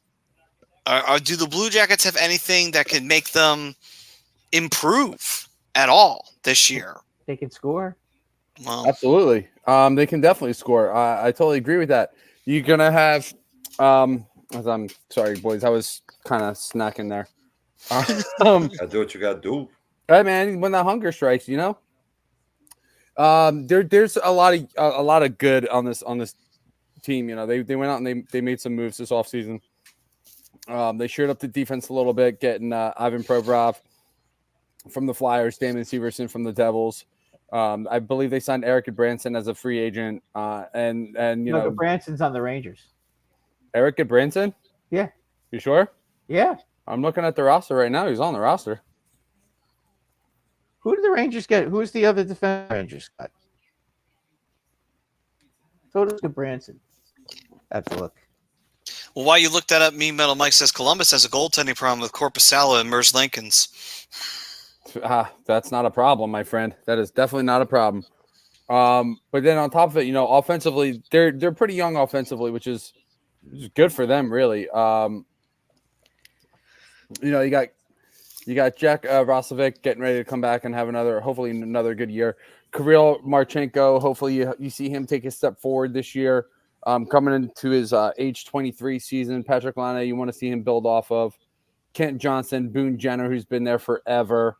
One of the best leaders, not only on the roster, but one of the best leaders in the league, in my opinion. Then on top of it, you got Johnny Gaudreau. You need another good year out of Johnny. He needs to get back to that form he was in his final year at Calgary. He had a good year last year, posting up some good numbers with Columbus in his first year. Could they be better? Yeah. Are they the numbers that he posted up in Calgary? No. But again, it's his first year in Columbus. New coach, new system, new players for the first time in his career. So, you expect to see him take another step forward. I mean, posting a 74 points last year, that's still an impressive number, but that's not Johnny Gaudreau caliber. Goals were about where he averages out as about 20, 25. But then on top of it, too, you got to worry about Adam Fantilli in that roster, because he will more than likely make the roster out of camp. So Fantilli is another fantastic young player that they're adding to this team. I mean, they might still be a basement dweller, but to sit here and say that I think they win about 30 to 35 games next year. So you think that they're like a 6th place, 7th place team? They're probably going to wind up being 8th place, in my opinion, but it's not going to be a bad 8th place, if that makes any sense.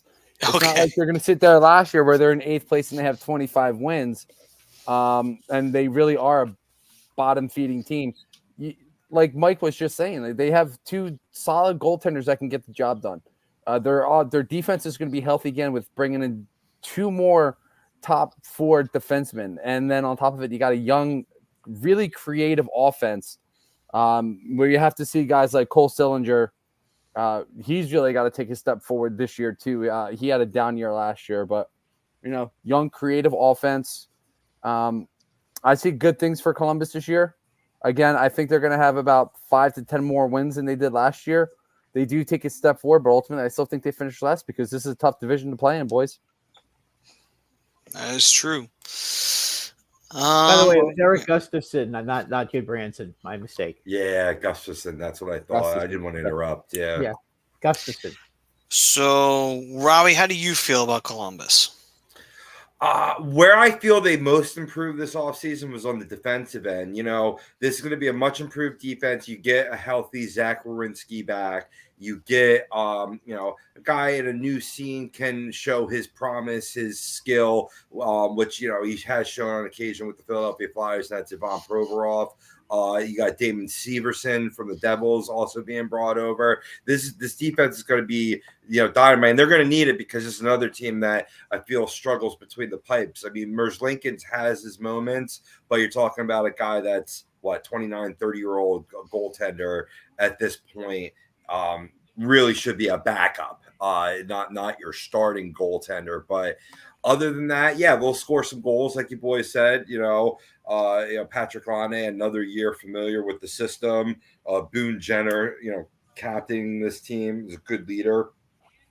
Could I see the 30 to 35 wins that Brian? Yeah, I absolutely can. I think that they'll do it with a defense making up for shortcomings between the goal and getting hot with that offense here and there.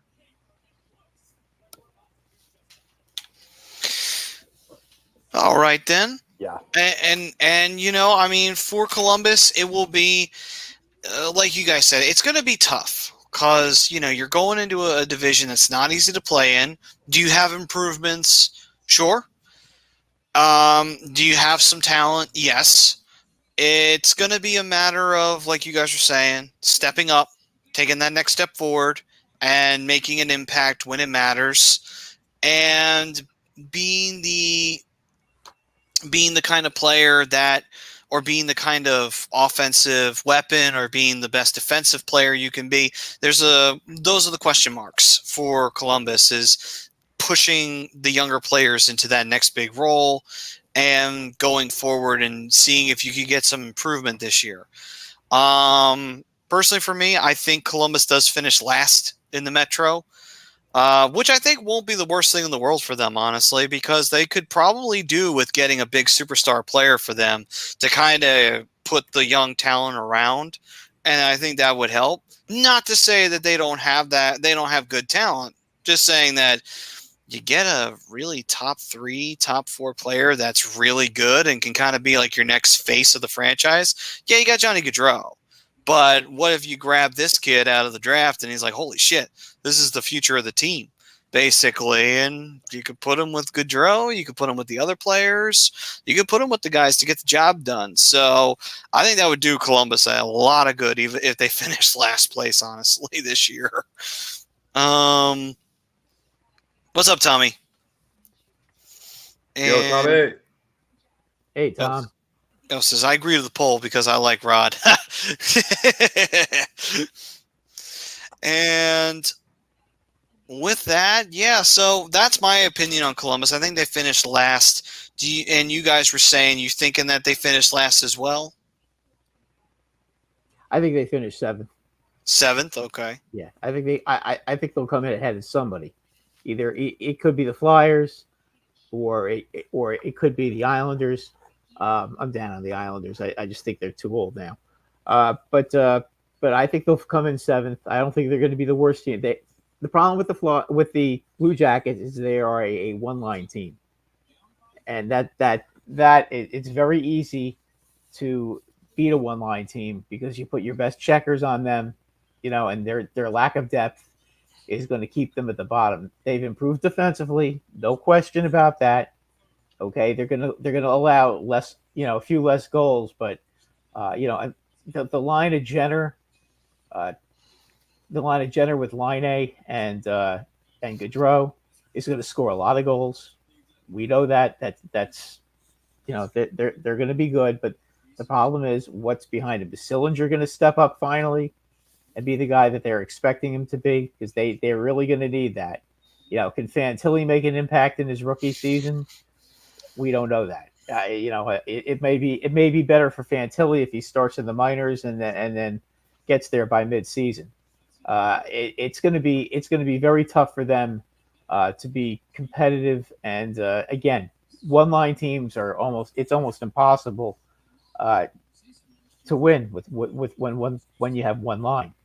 It just is. Even though they're going to give up fewer goals, they can score at times. They're going to be good on their power play, but their 5-on-5, I think, is going to be a real problem for them.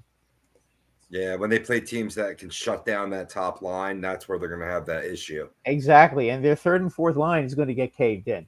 Right. I mean, that's where they are really going to feel it. Is teams good teams that have depth, that have guys who can score in the 3rd and 4th line. They're going to get killed by those kind of teams. Even the 2nd line, because they don't really have a 2nd line. Do you think they would break up that line? Maybe that's actually what the point I was going to bring up is with Fantilli now in the mix, and if Kent Johnson starts to perform well, you could see that line being broken up and maybe having Boone Jenner on the 2nd line and putting either Kent Johnson or Adam Fantilli on the 1st line.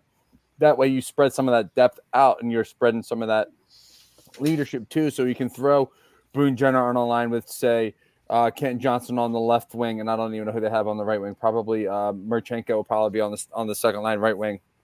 But you put a guy like him with the two young guys. I think you got two solid lines there. And as far as the third and fourth lines, yeah, they definitely need a little bit of depth, especially when it comes out of offense. That's going to be their bugaboo this year, I think, is really rolling that third and fourth line and trying to figure out where they're going to get some of the secondary scoring from. So with that, the Columbus Blue Jackets in the position that they're in, it's kind of starting from scratch a little bit once again for them. But you know what? It's not unheard of territory for the Blue Jackets. They in their short history, they've had a lot of years where they were out of the playoff picture, trying to put together something to make it happen. And this is the first time they're going out of an era where they were consistently making the playoffs. Mm-hmm. So be interesting to see how they handle it. Well, they got John Davidson back right as the president and of the team. So I think that's going to be good. I mean, look, he built the Rangers. Rangers are a pretty good team right now. You could try to make like he didn't, their owner Dolan did and try to ignore the facts. But the facts are Davidson built that team, and Davidson's going to do it again with Columbus, but it's going to take time. It's not going to happen this year. You do have Gaudreau there, so next year when they have a little bit more cap space, they'll probably be able to add to that. And if they can get a couple more young kids, it would really help. Somebody's got to step up on this team, though, if they're going to be competitive at all in this division. Right. I mean, this is a tough division. It's not the Pacific Division. They actually are going to have to beat good teams to be competitive. I mean, look, Washington is not going to be easy. Pittsburgh's not going to be easy, even though they're old. They're not going to be easy. The Islanders won't be easy. The Islanders have a real good goalie still, even though the team is not looking as good as they have in the past. And then there's the big three in the top. So it's going to be tough for Columbus. I don't think they're going to have a very good year. Right. I think seventh place is probably what they're going to be looking at. They'll be competing. They'll be competing with the cellar. They might have enough. They may be able to get enough power play goals to avoid that. Yeah. Bruins fans saying Columbus has more success than the defunct Thrashers, Seals, and Barons and Nordiques. The Seals have an excuse, though, guys. The Seals had an excuse. The WHA just destroyed them. Yeah. Well, that and the Thrashers, poor management beyond all belief. Yeah. Barons, that was pretty much the Seals hemorrhaging money. Yeah. And then the Nordiques, I mean, that's a little harsh. The Nordiques They won some things. They won some things. Right. The Nordiques were good. They got screwed. Right. Their fans got screwed. Yeah. Hey, buddy. Yeah, that's right. They did. They really got screwed. They got to the Wales finals one year, and then the Flyers eliminated them from the finals. But that's not the point. Anyway, the point is they got there. That's the thing. They had the Stastny brothers. I mean, geez. Right. It's a little harsh. To throw the Nordiques into that company. Yeah, Norman Motorsport. I mean, I feel bad for them, really, if anything, because, you put together a cup-winning team, you get to watch them win a cup in Colorado. Yeah. So that's a kick in the nuts right there. Yeah. Okay. Right. Just unfortunate. Maddie, real quick. Going back to Brian's point with the lines, I'm looking at left wing locks projections for what the lines for the Blue Jackets will look like this year. Of course, there's the Jenner with Gaudreau and Laine line on the top pairing there. Fantilli, if he makes a team, centering Johnson and Marchenko. Sillinger centering Tessier and Roslovic. And Kurle. What's that? Roslovich, thank you. And Kurle centering Robinson and Olivier. So, yeah, I mean, they're already having him, with Johnson. And then you could see, maybe maybe you have Gaudreau sliding down and Johnson moving up. Is that what you were saying before, Brian? No, you're going to swap Fantilli and either Johnson, because like I said, Kent Johnson can play left wing and he can play center. Right. And then you slide Boone Jenner down to the second line. You either move Kent Johnson up to the first line, or you move Adam Fantilli up to the first line to be with Lane and Johnny. Oh, I kind of like that. I like that a lot. You put go ahead. I was just going to say, you put your most experienced guy, the guy that understands the organization and the expectations, with two of the younger guys. Right. That's a good point. That's a very, very good point. That's delicious. In terms of their, prognostication for their outlook here, I too have them potentially finishing in 7th, and the team I have finishing behind them, the Washington Capitals. Interesting. I can see that. Last place, and then it gets blown up.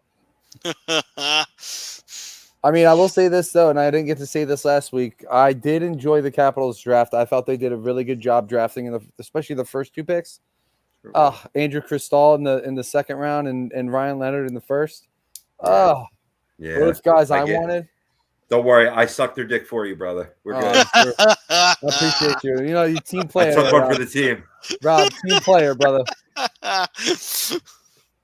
Rob, you got something on your lip there? I didn't even use no teeth or nothing.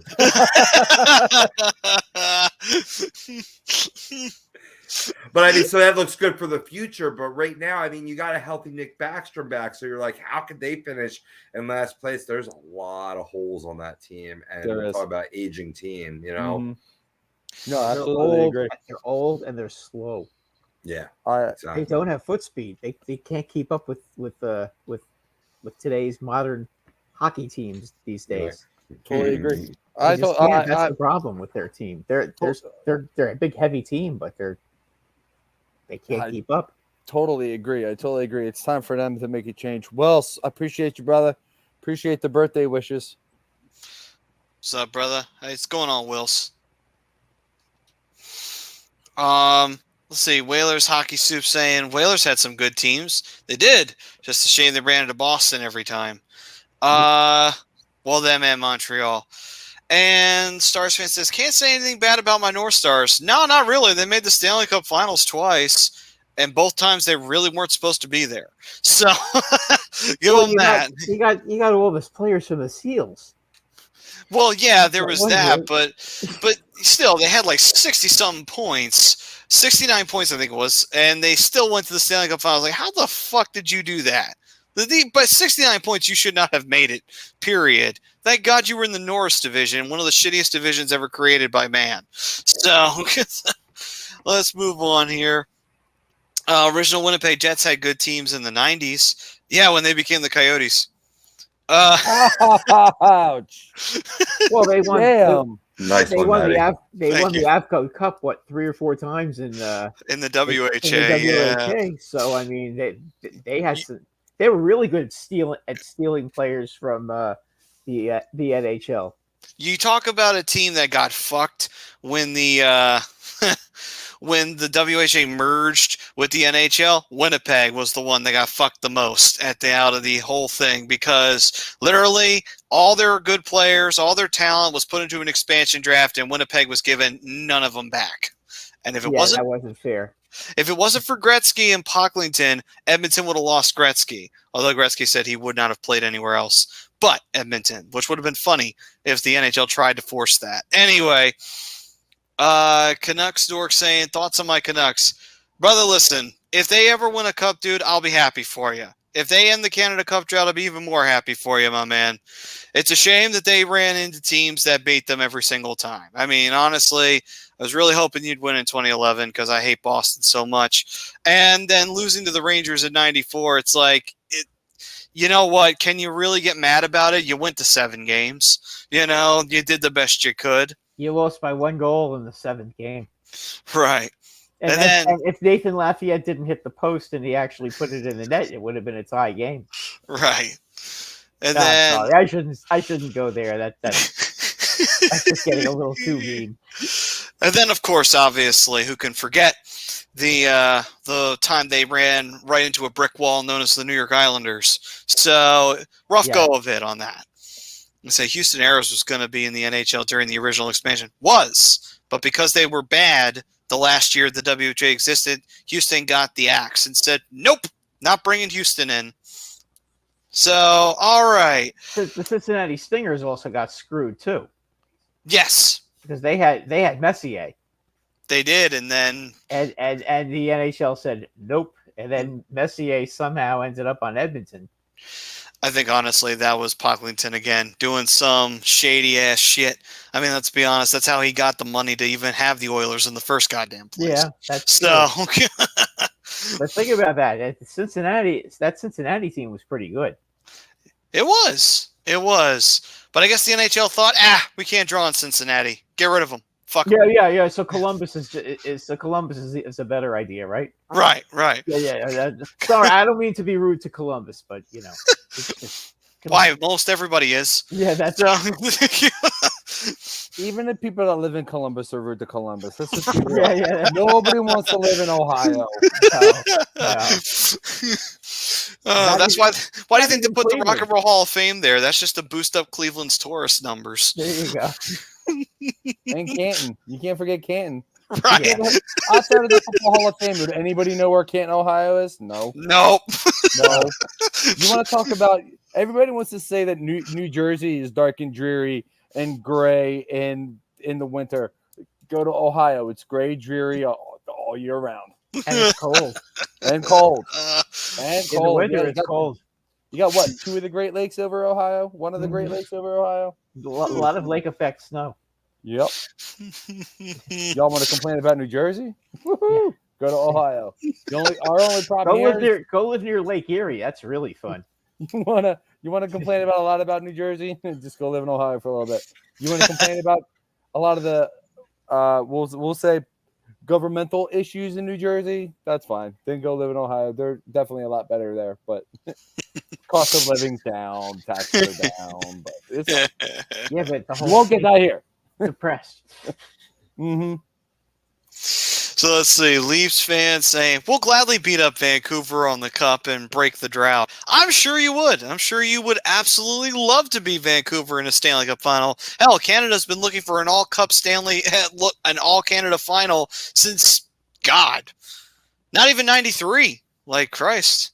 When's the last time it was an all-Canada Cup final? Or an all-Stanley Cup final for Canada? Was it the 80s?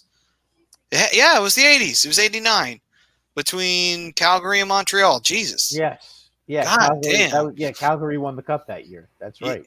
Yeah. That was the year Steve Smith put the puck in his own net. Yes. Yeah. Then when he scored for Calgary. Yeah. Lenny McDonald got his farewell cup.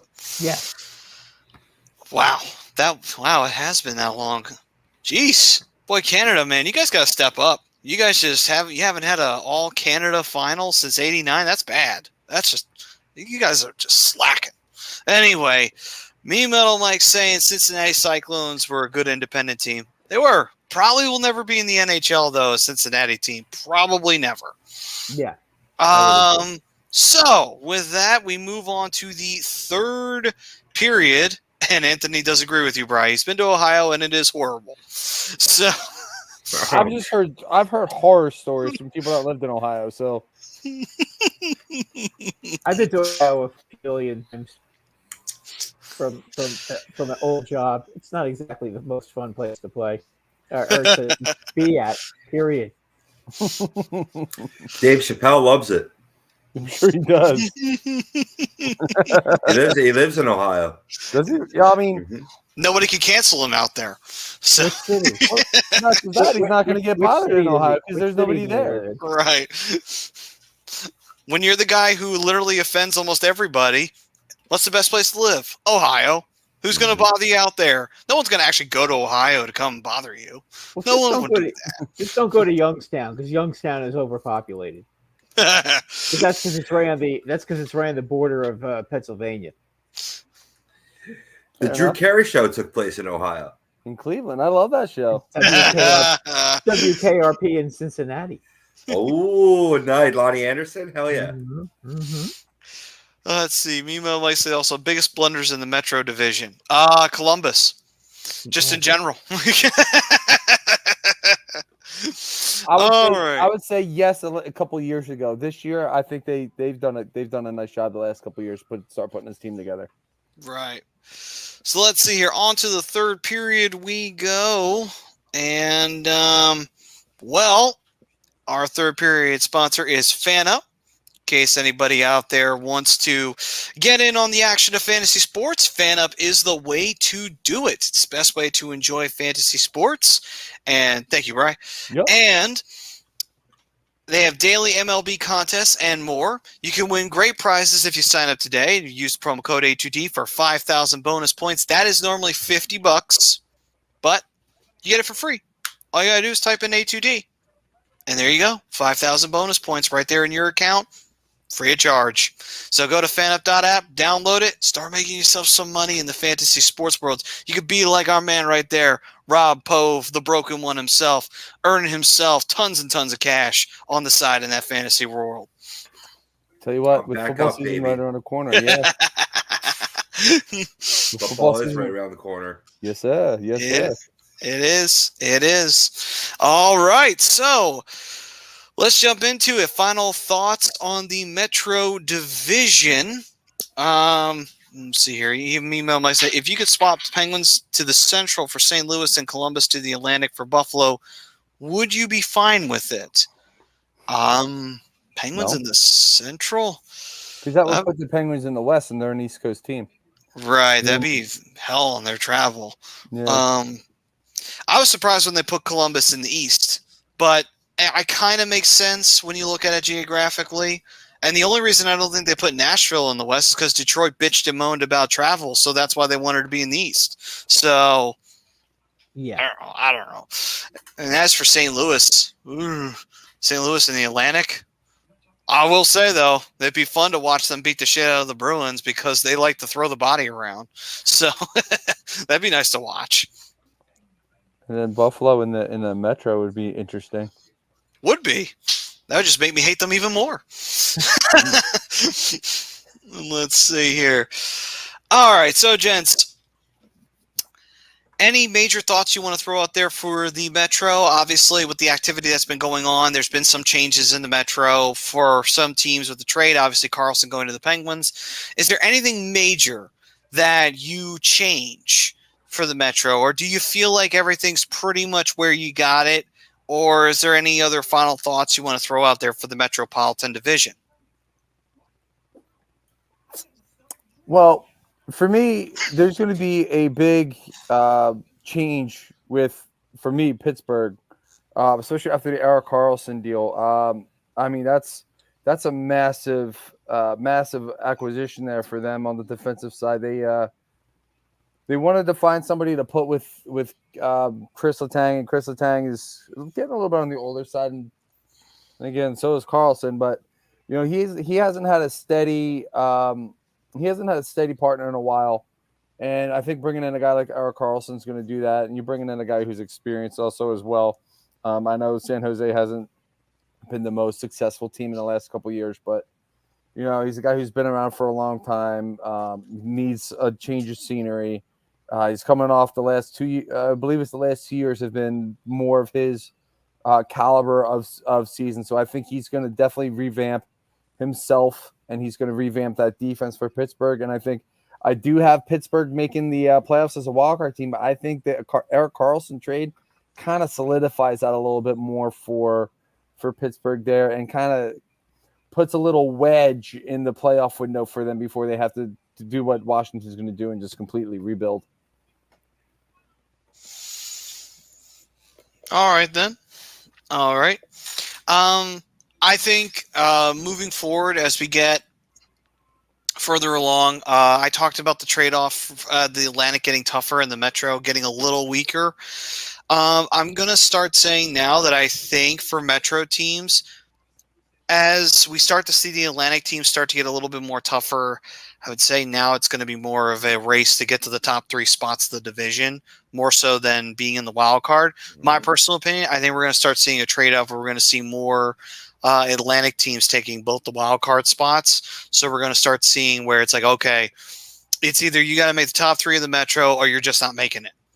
And we could see it where maybe a third-place team in the Metro, maybe it is not as good as one of those teams in the Atlantic. I'm not saying that would happen next year, but say 4 years from now or what have you, maybe we might see it where, say you got a weaker team getting in third place in the Metro, and the best team the best wild card in the Atlantic division is actually way better than that third place team in the Metro.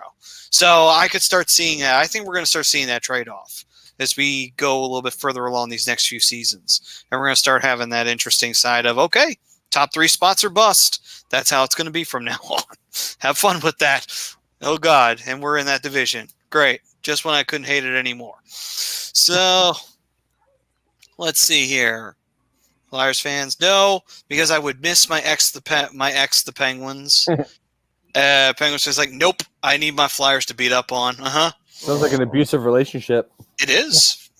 But, hey, listen, you just keep going back, though. That's the thing. You can't. It's like anything with an abusive ex. You just keep crawling on back. Can't go away.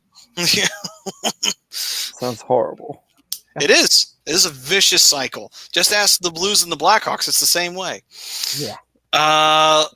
See, Me Metal Mike saying Metro will be weaker for the playoffs, to be honest. We could see more Atlantic teams make the playoffs on wildcard. Exactly what I was saying. Agreed. Mike K say Phillies lost 2-1 because runners in scoring position. That's nice to know. I mean, I don't disagree with this statement, but Dominguez pitched like garbage in the bottom of the 8th, and I think Topper took a little too long to take him out. And let's see here. Rosca saying, are the Hartford Whalers coming to the NHL? No. Hayes also says, Flyers finish 8th and gets another high round draft pick for the next 2 to 3 seasons. So we're just going to be in the basement where the light is not on, and we're just grabbing whatever rats we could find to live off of for the next 3 years. Okay. That's what Hayes believes for the Flyers. Maybe. Probably not, though. Hey, listen, I'm all for rebuilding right now. So you know what? If that's what it is, if that's what it takes, okay, that's what it takes. Rat's a fine meal. You just want to see your young players getting better. Right. That's pretty much what you want to see. You'd like to see a couple of guys step up and be real good players, and maybe they can arrive early. Yep. And this is going to be, like I've said this before, this is going to be another season for the Flyers where it's just not going to matter about wins and losses. It's player development at this point. It's getting stronger. It's very important. 100%. It's very important that they develop these players this year. Mm-hmm. You know, you got Tyson Forster. You know, Rob brought up Tyson Forster earlier. I thought he didn't like set the world on fire when he had his little introduction party last year, but I thought he played really well in certain spots. You know, he's a guy who's got a nose for the net. He knows what to do with it when he has it, and he got rewarded a few times for it. You know, for me, the fact that Morgan Frost is still not under contract worries me a little bit. It makes me wonder if Trevor Zegras still hasn't signed in Anaheim. So, you know, in that situation, it's an issue with term, not an issue with money. So now I'm curious to what's up with Morgan Frost here. Is this going to be an issue with term, or is this an issue with money? Is Danny trying to get a bridge deal done with Morgan Frost? Is he trying to get a real deal done with Morgan Frost?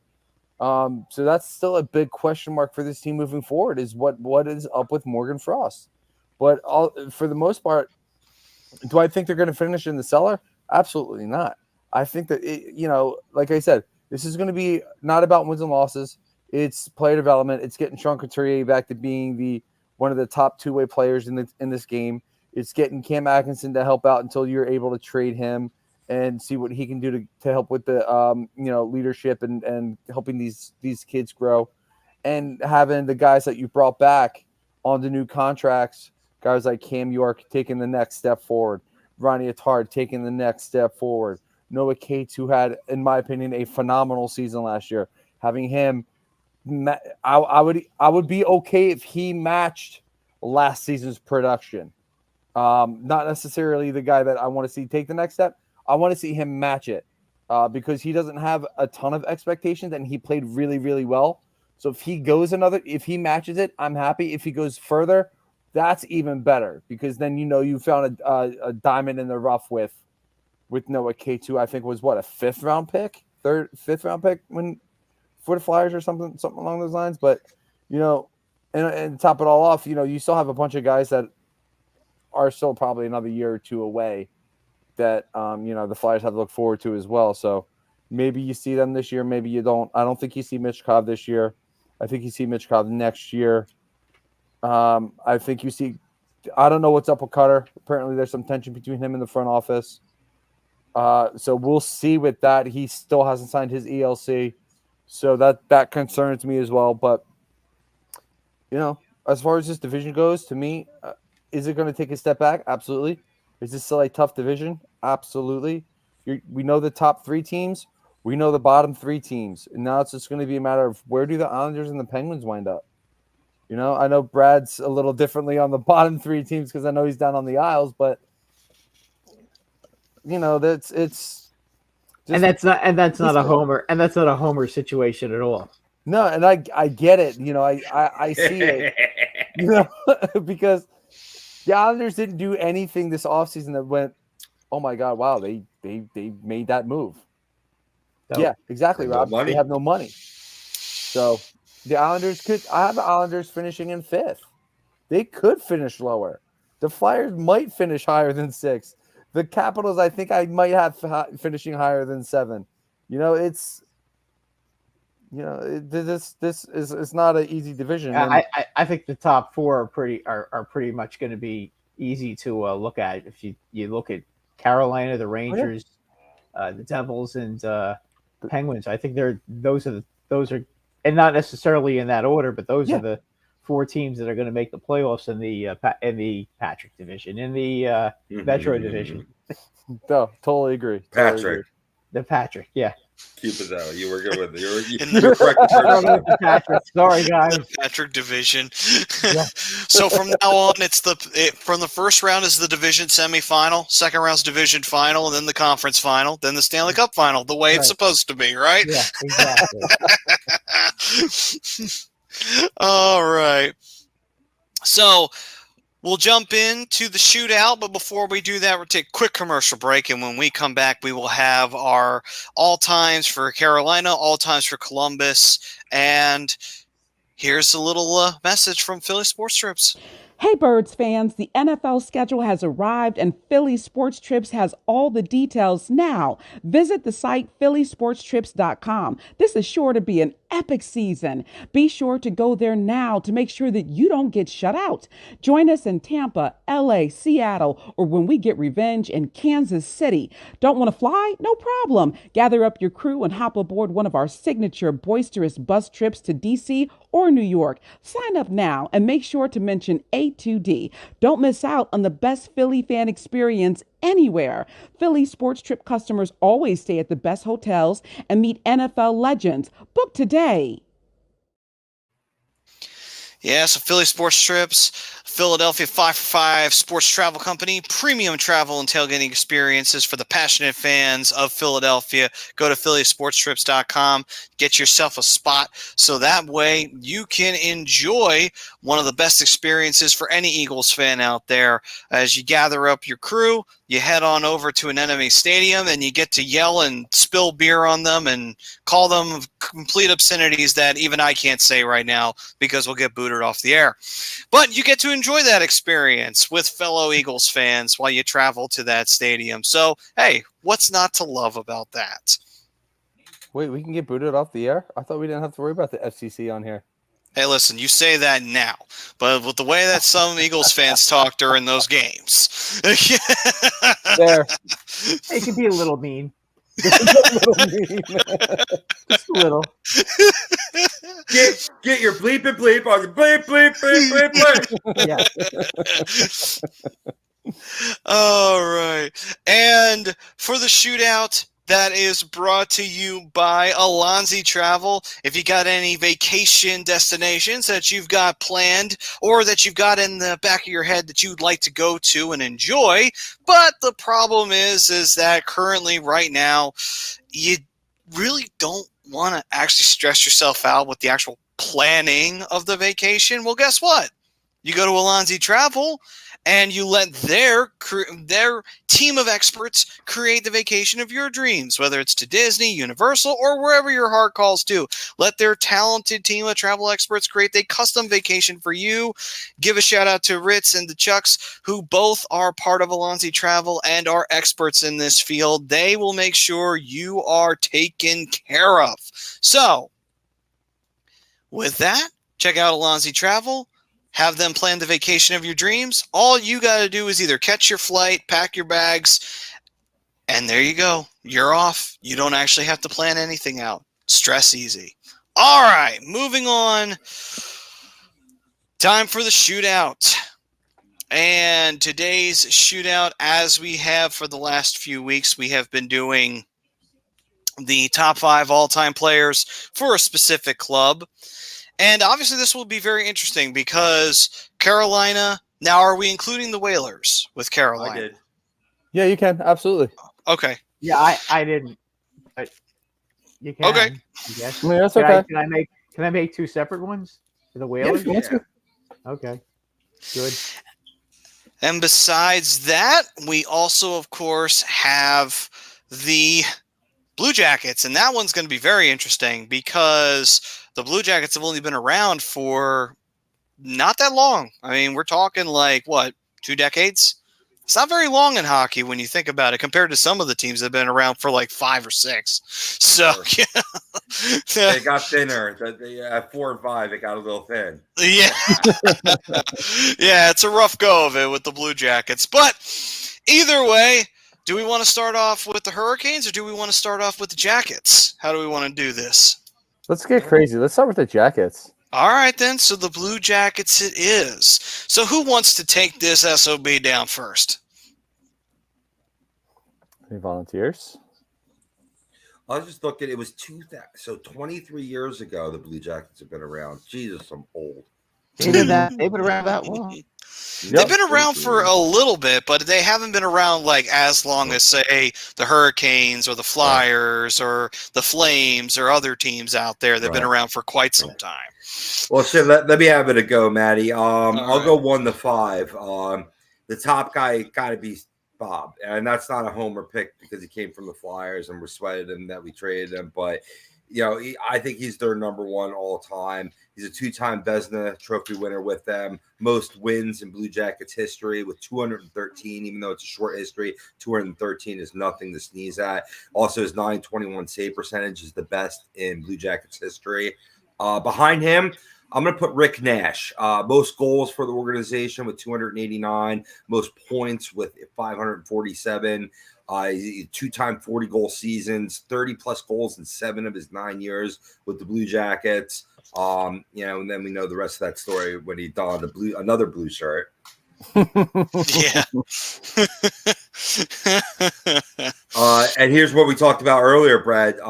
Number 3, Cam Atkinson, second most goals on the Blue Jackets with 213 for the club, as well as 402 points, also being second, 4th most in assists. He had he had 140 goal year with them as well. So I was very surprised by some of the stats that I uncovered for Atkinson. That was just the highlights there. He was great. He really was great for them. Tremendously. Huge Number numbers. 4, go ahead. Huge for Atkinson. We didn't catch that first part. You broke up. Me? Yeah. Atkinson had huge numbers. Yeah. And timely numbers. Yep. Yeah, for sure. More recently to a current Blue Jacket that I'm putting on this list. This is getting thin, but still, I think he's worthy of being a top 5 player for the Blue Jackets. I'm putting Zach Werenski there on the blue line. He's got the most goals for a defenseman as well as the most points for a defenseman in Blue Jackets history, and being second in assists. And number 5, this is a homer pick, and I'm going with Stone Cold Steve Mason. Their 2008-9 Calder Trophy winner. That's a good pick. Nicely done. Pick. Second most wins with 96. But that shows how good Bob is. Yeah, that does. He really took off in Columbus too. That's crazy. I'll go next because mine's a little different. And I'm gonna be the opposite of Rob. I'm gonna go 5-1. Just because it's my birthday, I can do what I want. Here you go. So number 5, this is where I put Cam Atkinson for all those reasons. For the longest time, every guy that on this list, when you think of Columbus Blue Jackets hockey, these are the guys that you think of. Number 4, this is where I put Bobrovsky. I almost actually left him off the list, believe it or not, and I almost put David Vaborny on this list. That's another guy who was pretty synonymous with Columbus as far as leadership, production, and really kind of creating that team in Ohio. Number 3, what were you gonna say, Matty? No, I agree. In the early days, he was. Mm-hmm. Nick Foligno, I got at number 3. I'm a big Nick Foligno guy. He's not just numbers. He's not just he's a really good two-way player. He's one of the best leaders in the league. He spent a very long time, and I don't think this team is as successful if they don't have Nick Foligno. Number 2, I put Boone Jenner because I had to put somebody recent on there, and why not put Boone Jenner on there? He's my guy at number 1, version 2.0. Maybe not as offensively talented, but Boone Jenner he's a guy that's he plays a very strong two-way game. He'll stand up for his players. He's gonna, if you got your head down, he's gonna hit you. So right now, when you think of this current organization, this current team, you think Boone Jenner, biggest name on the roster outside of Johnny Gaudreau. Well, now that Johnny's there, but number 1, it's got to be Rick Nash. I don't think Columbus does anything that they do if they don't have him. Rob already read off the stats, so I'm not really going to get into that. And the thing when you think about, a player that really made an impact, not just on the team, but on the community as well, it's Rick Nash. He's the first guy to have his number retired for the Columbus Blue Jackets. No one's going to ever wear 61 for that organization again, and I think it's well deserved. Yeah. And I think it's well deserved that he sits at the top of my list at number 1. So that makes sense. I mean, let's be honest. If the NHL ever had like an ultimate team of 32, if you go down the club for each team and each player that represents that team, Rick Nash would be the one that represents Columbus. So really hard to argue against that. Well, Mike Hayes, by the way, threw out Scott Hartnell. He also threw out Jake Voracek. What about RJ Umberger? Yeah. Sergei Bobrovsky, Jeff Carter, and Steve Mason. All of them have a common thread between each and every one of them. I'll let you take a guess at what that common thread is. But as for me, I will do 5-1. Not really ranked, though.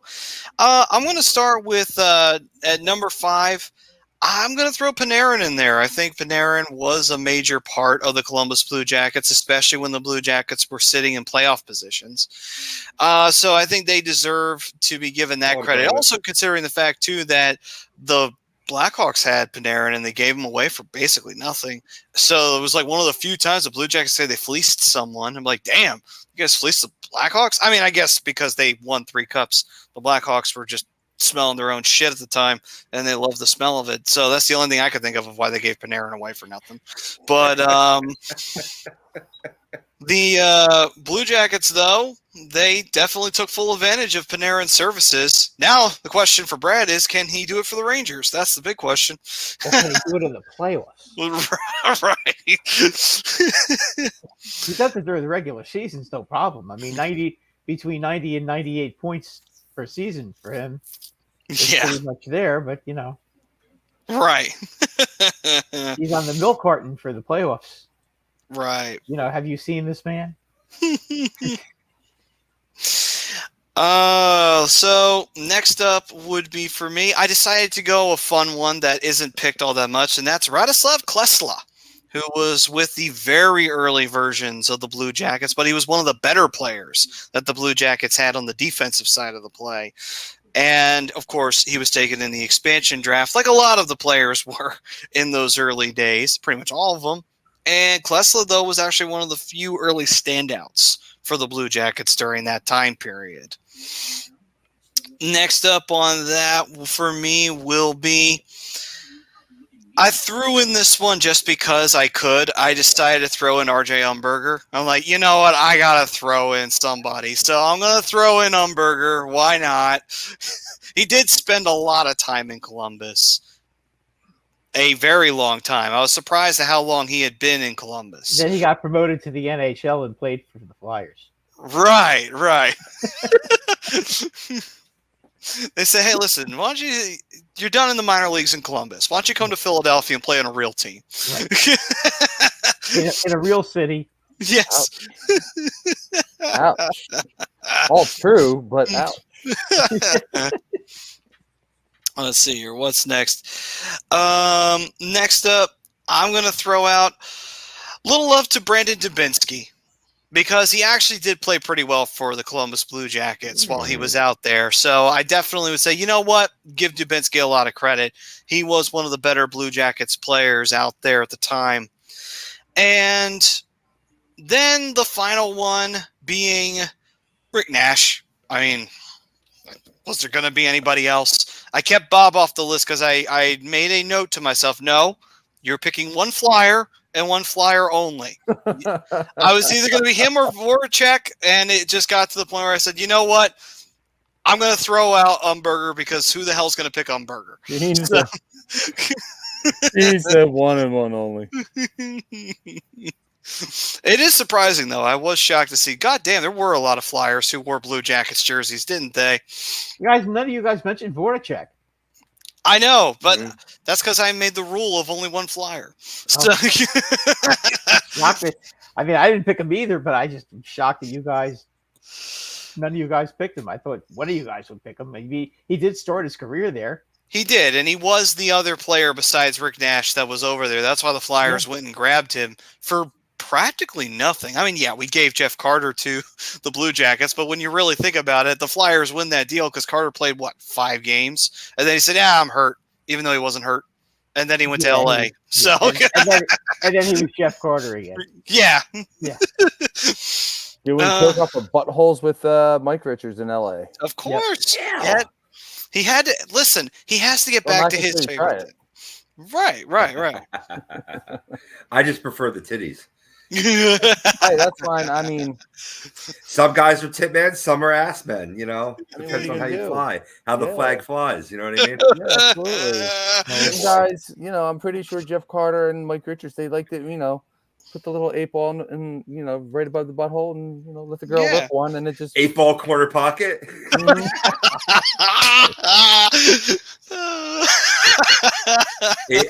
8-ball back pocket. Back pocket. Yep. Listen, man. When Led Zeppelin says, I want to be your backdoor man, I think they were talking about Mike Richards and Jeff Carter on that one. They knew well ahead of time. But jumping back to Voracek real quick. I mean, Voracek didn't really spend a ton of time in Columbus the first time. I think he was only spent 2 years before getting traded to the Flyers. Then he spent another 2 years with Columbus being traded back at the end. And now, agreed. It's not a huge sample size to really pick Voracek, but definitely worth a thought. Right. Honorable mention.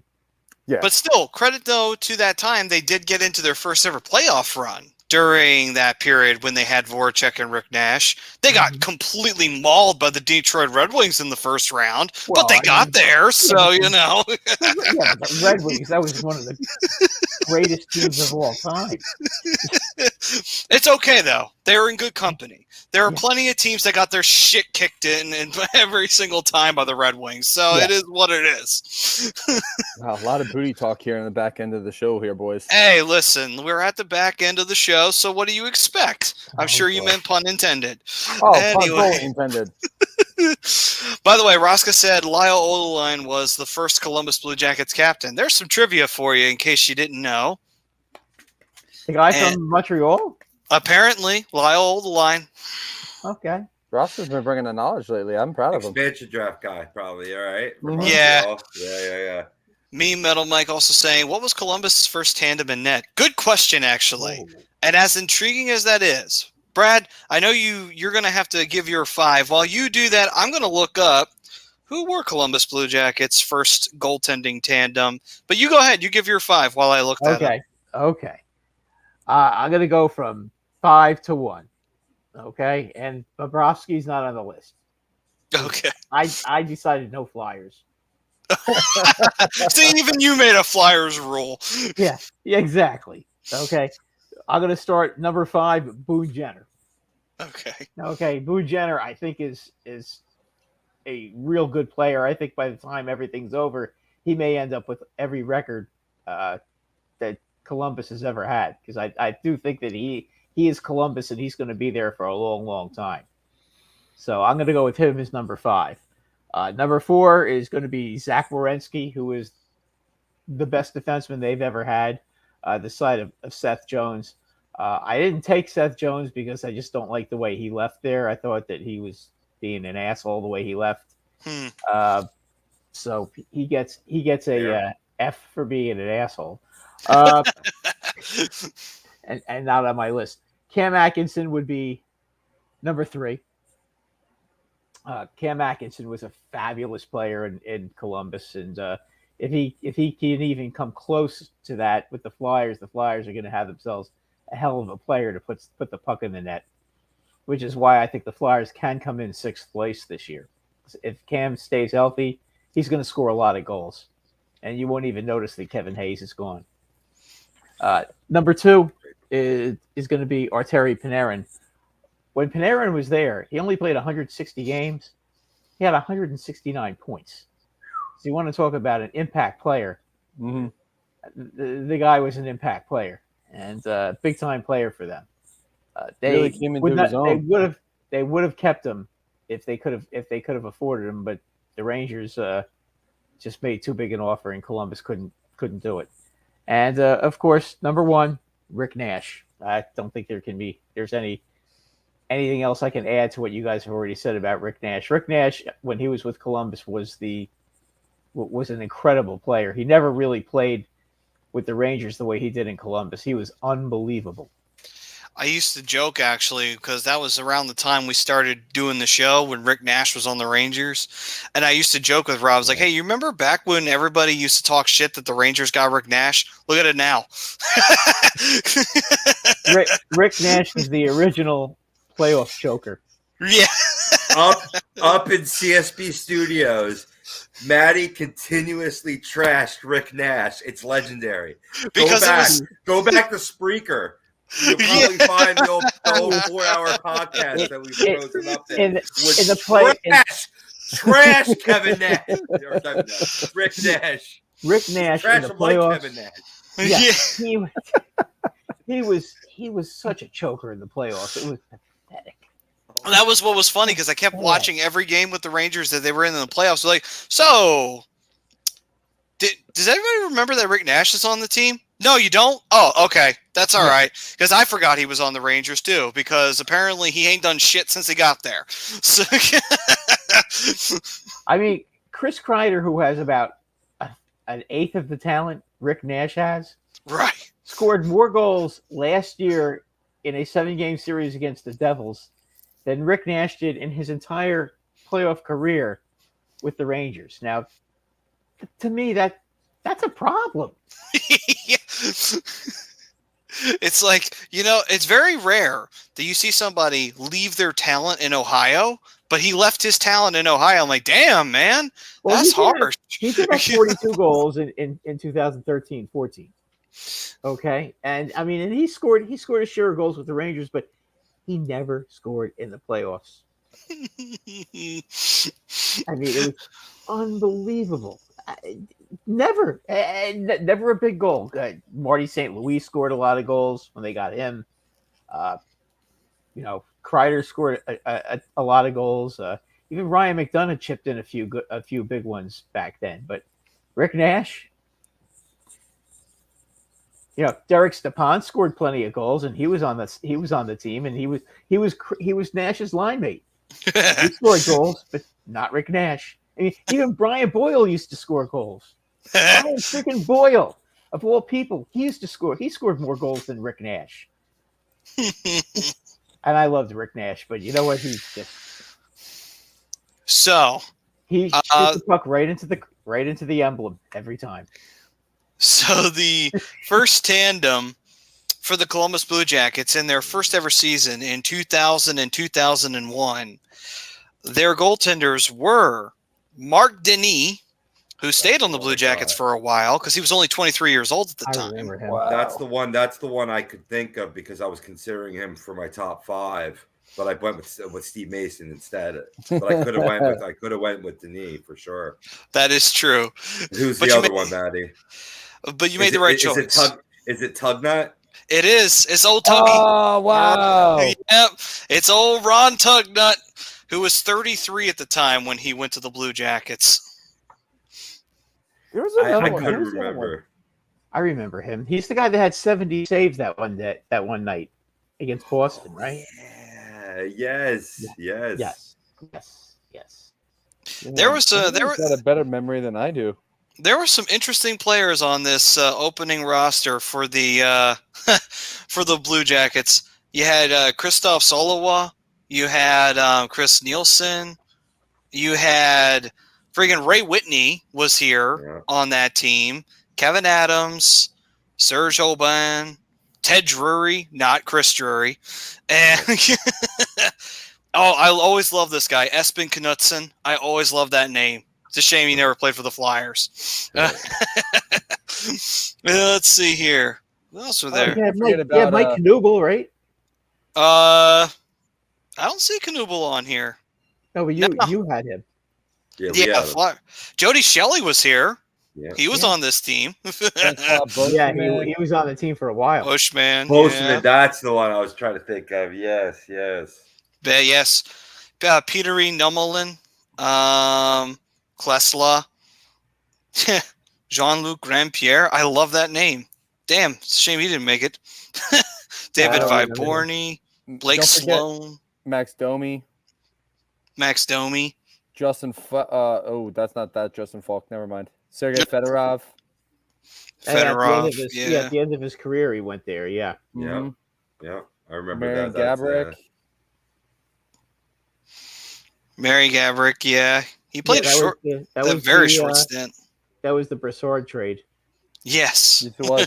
Yeah. Oh yeah, that's right. I forgot about Jean-Luc Grandpierre. He was a fighter. He was. So was Boschman.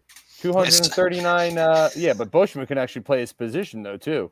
Yeah. Jean-Luc Grandpierre could not. He went out there and he just fought. Who did you say before Fedorov? Let me go back. Hang on. Also, Jody Shelley was a fighter too. Was it or was it Ty Domi? Max Domi. Well, Max Domi? Yeah. He played back in the 2000s? Max? Yeah. Yeah, Max is his son. Ty's the father. No. The early 2000s we're talking about. We're talking about the first roster. Oh, you're looking at the first. Oh, I'm looking at the all-time roster. Never mind. Sorry. Oh, okay. I was looking at the first roster. Right. That's why Jody Shelley popped up at 24. Because if Max Domi's been playing hockey for 23 years, I'm going in the bathroom and slit my wrist right now. No, don't do that. I'm fucking old. By the way, has anyone seen, since I saw Jody Shelley's name, has anyone seen pictures of Jody Shelley? Where the hell did that man get that hair? Like, holy shit, the dude looks like he's like the front of a boy band. Like, goddamn, dude. Man, retirement has really done benefits for you, dude. Seriously. Anyway. All right, guys. That'll do it for this edition of the Hockey Happy Hour. We thank you all. What do you mean? We still got to do Carolina. We still got to do our Metro Division. Oh, my God. I'm trying to rush us for. I was trying to listen. We were talking about the Blue Jackets, and I was trying to get the fuck out of there as soon as possible. Anyway, trying to hit marks. You're trying to hit marks. I get you. No, it's just to get out of talking about the Blue Jackets. Shit, we blew that mark 20 minutes I appreciate you trying to give me credit for that, though, Rob. So the Hurricanes we go to. So the Carolina Hurricanes / Hartford Whalers, and. Who wants to start off here? It was Rob was very brave for starting off that Blue Jackets one. So because I got Hartford too. All right, let me start with Hartford real quick. Go ahead. Gordie Howe. Yes. WHA. Yes. Bobby Hull. Blaine Stoughton. Mike Rogers. And if you remember Rick Lee, defenseman. Oh, okay. Yeah, I know what you're talking about. Yeah. He actually played in the Soviet series when the WHA played the Soviet Union. Right. They invited the Soviet team. I think they also invited the Czech team as well to play. Yeah, they got clobbered by both of them. Right. But, yeah. But Rick Lee was a defenseman on that team. He was really, really good too. Now for Carolina now, which is what we're really talking about here. Russ obviously Francis has got to be the number one, right? Eric Stahl has to be number 2. Brenda Moore, number 3. And the last 2 are subjective, but I took Skinner and Sebastian Aho. Okay. I wouldn't put Skinner on the list, but Aho, you could definitely argue. Well, Skinner scored a lot of goals for them. And then he went to Buffalo and shit the bed. Yeah. Well, yeah, that's exactly what he did. But he scored 36. He scored 36 goals in his last year with Carolina too. So for sure. Listen, you know what? You can't get mad at Skinner. He did what everybody else did. You went to Buffalo to die. So, yeah. Well, for a little guy, and Skinner was a little guy. He still is a little guy. He's not a big guy. He scored a lot of goals for a short guy, for a vertically challenged guy. You know. So did Danny. So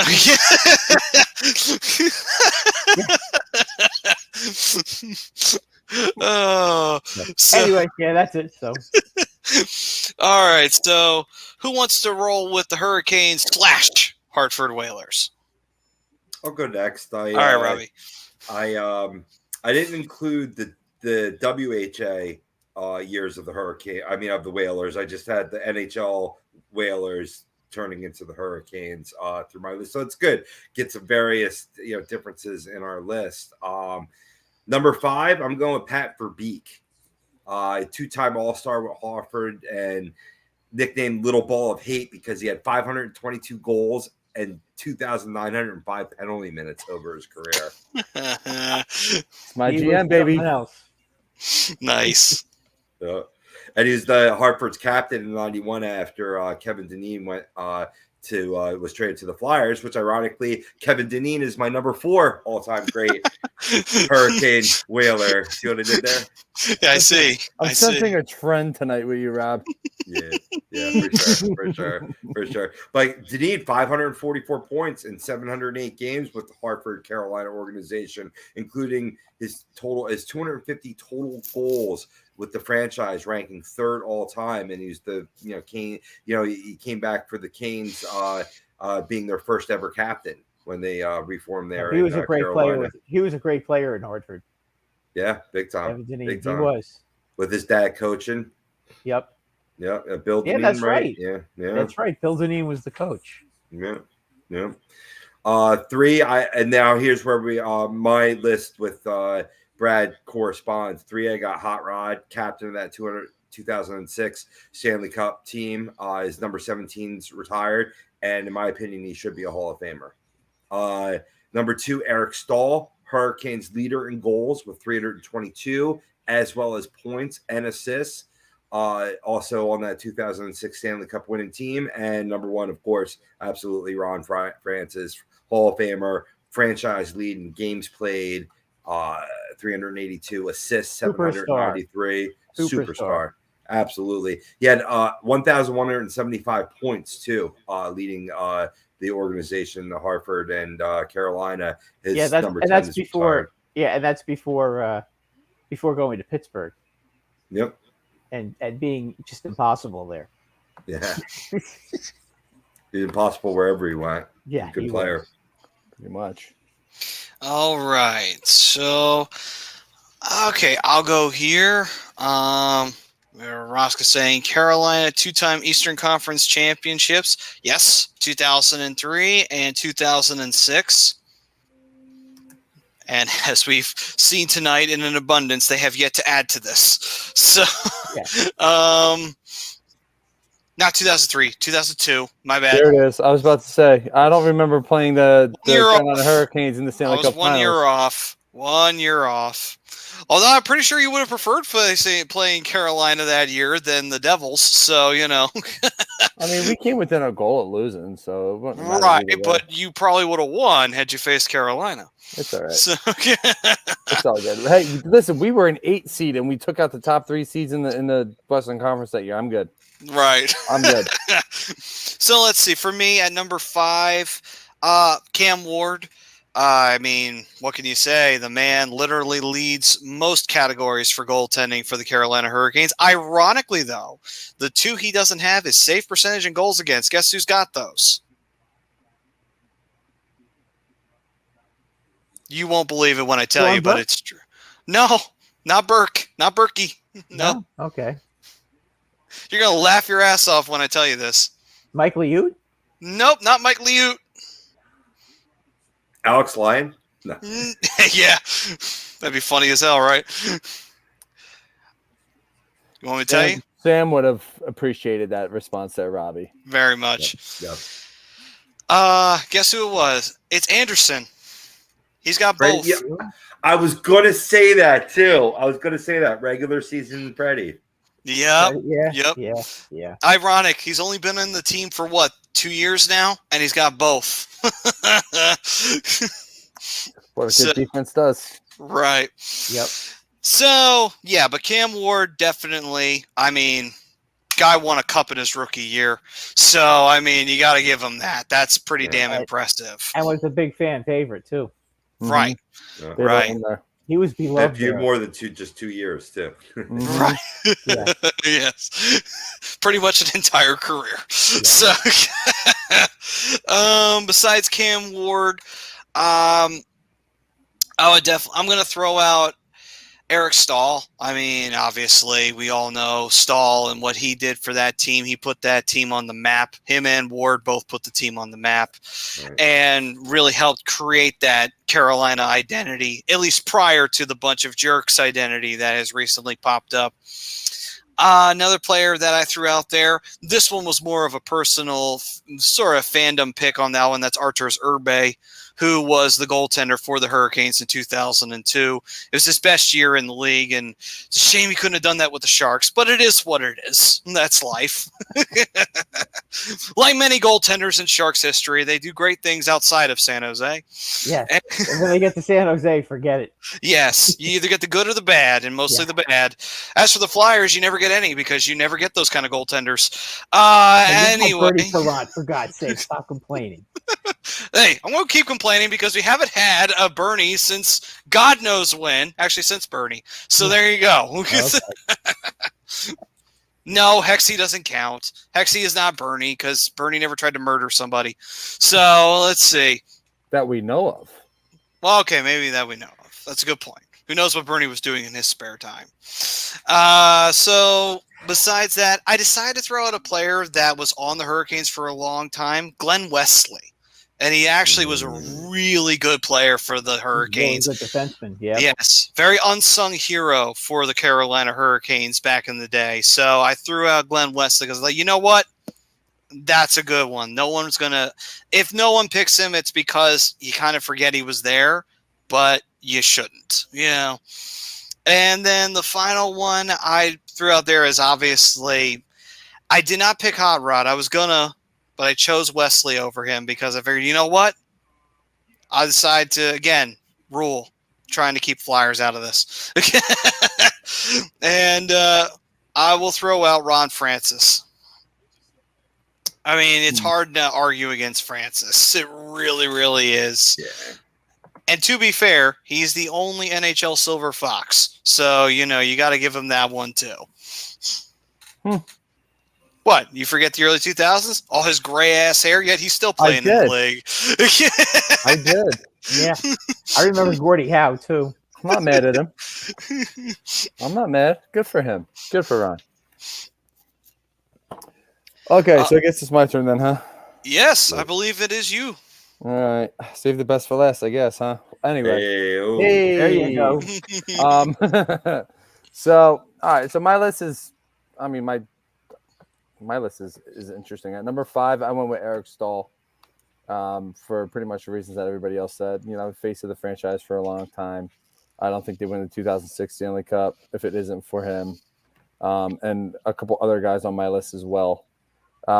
Number 4, I actually went with his brother as well because he's been key in the success of this team currently. And you know, Jordo has become so, like, just the Stahl name is so synonymous in Carolina. Right. You can't think of Jordo or Eric and not think Carolina hockey. I was wondering if he was going to go in this, and he should. You know, I'm glad one of us picked him. Yeah. I've initially had Keith Primeau, but I'm like, you know what? Keith Primeau had such a small little experience in Hartford before being traded over, and actually wound up being in Carolina before being traded over, but you know, he's never really he really hit his stride with Philly. He didn't really hit his stride with Carolina. Right. I mean, even when he was in Detroit, you know, it was just like, you know what? No, if you really want to throw it down, Keith's always going to be remembered as a Flyer. Exactly. And that's kind of like, I was like, all right, so who do I replace him with? I'm like, oh, let me go with the other Stahl brother that's been there for 37 years. Yeah. There you go.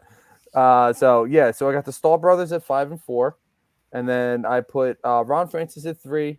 Ron Francis is, he's great as a player. He's doing great things as a GM for Seattle. Ron Francis deserves to be on every list for everything that he's ever been a part of. Right. Number 2, I went with Cam Ward, the lone Stanley Cup winning goaltender for this team, and again, they don't get to where they are without him. To Maddie's point, he pretty much holds all the records except for the 2 that Freddie holds. And number 1, got to go with Hot Rod. All right. Hey. Got to go Hot Rod. So throw out Brindy.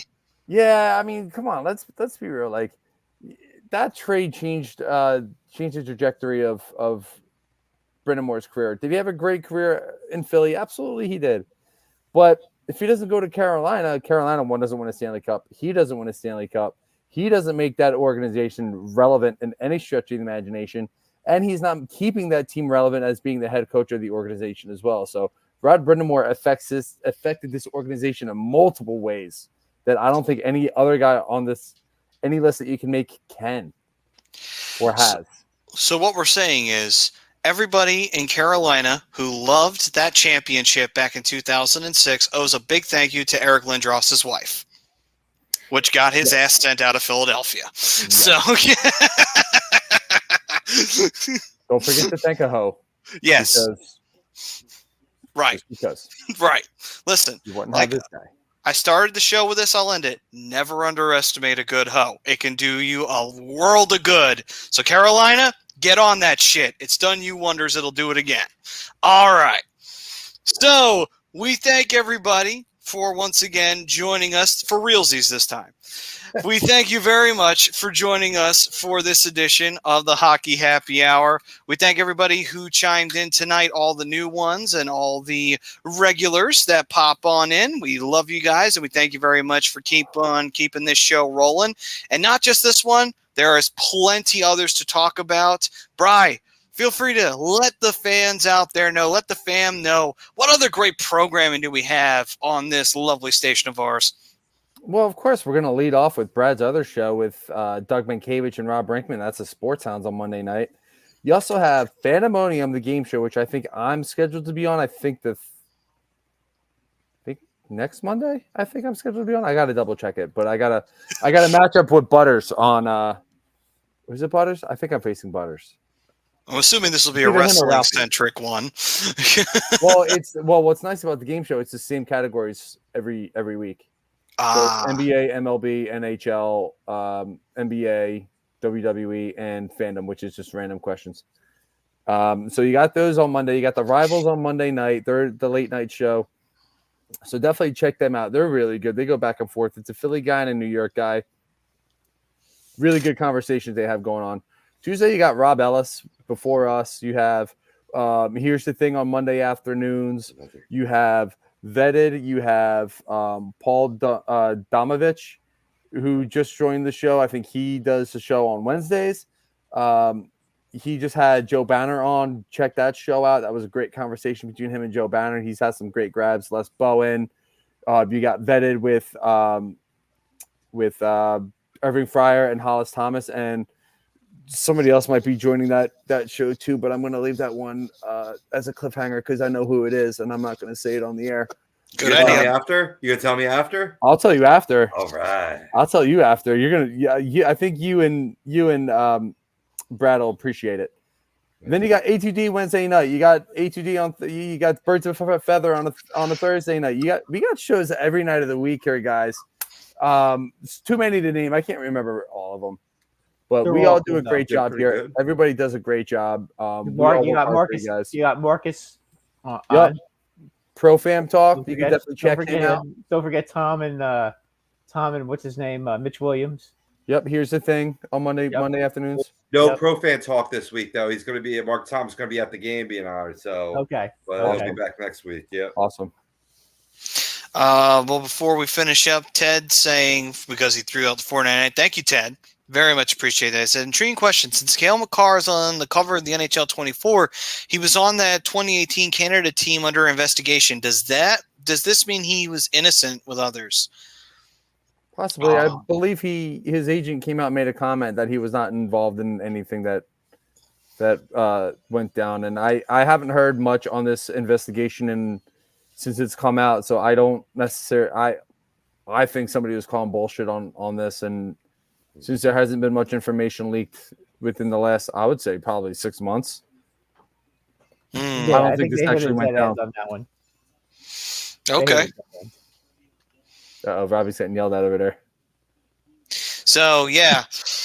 But thank you, Ted. Just wanted to take care of that for you, brother. All right. So that'll do it for this edition of the Hockey Happy Hour. We thank you guys. Once again, we were brought to you by Specialized Physical Therapy. If you got any aches and pains that you want to deal with, give the doc a ring on, well, actually not a ring, but go online, www.specializedphysicaltherapy.com, and they'll take care of you there. So next week, we will go to a new division, and we will break that down, whether it be the Central, the Pacific, or the Atlantic. Those are the three that are left. So we will see which one it is, and then next week, we'll start breaking that down. Until then, guys, stay safe, stay healthy out there. We'll see you next week. And for all of us here at A2D Radio and the Hockey Happy Hour, peace and love, everyone.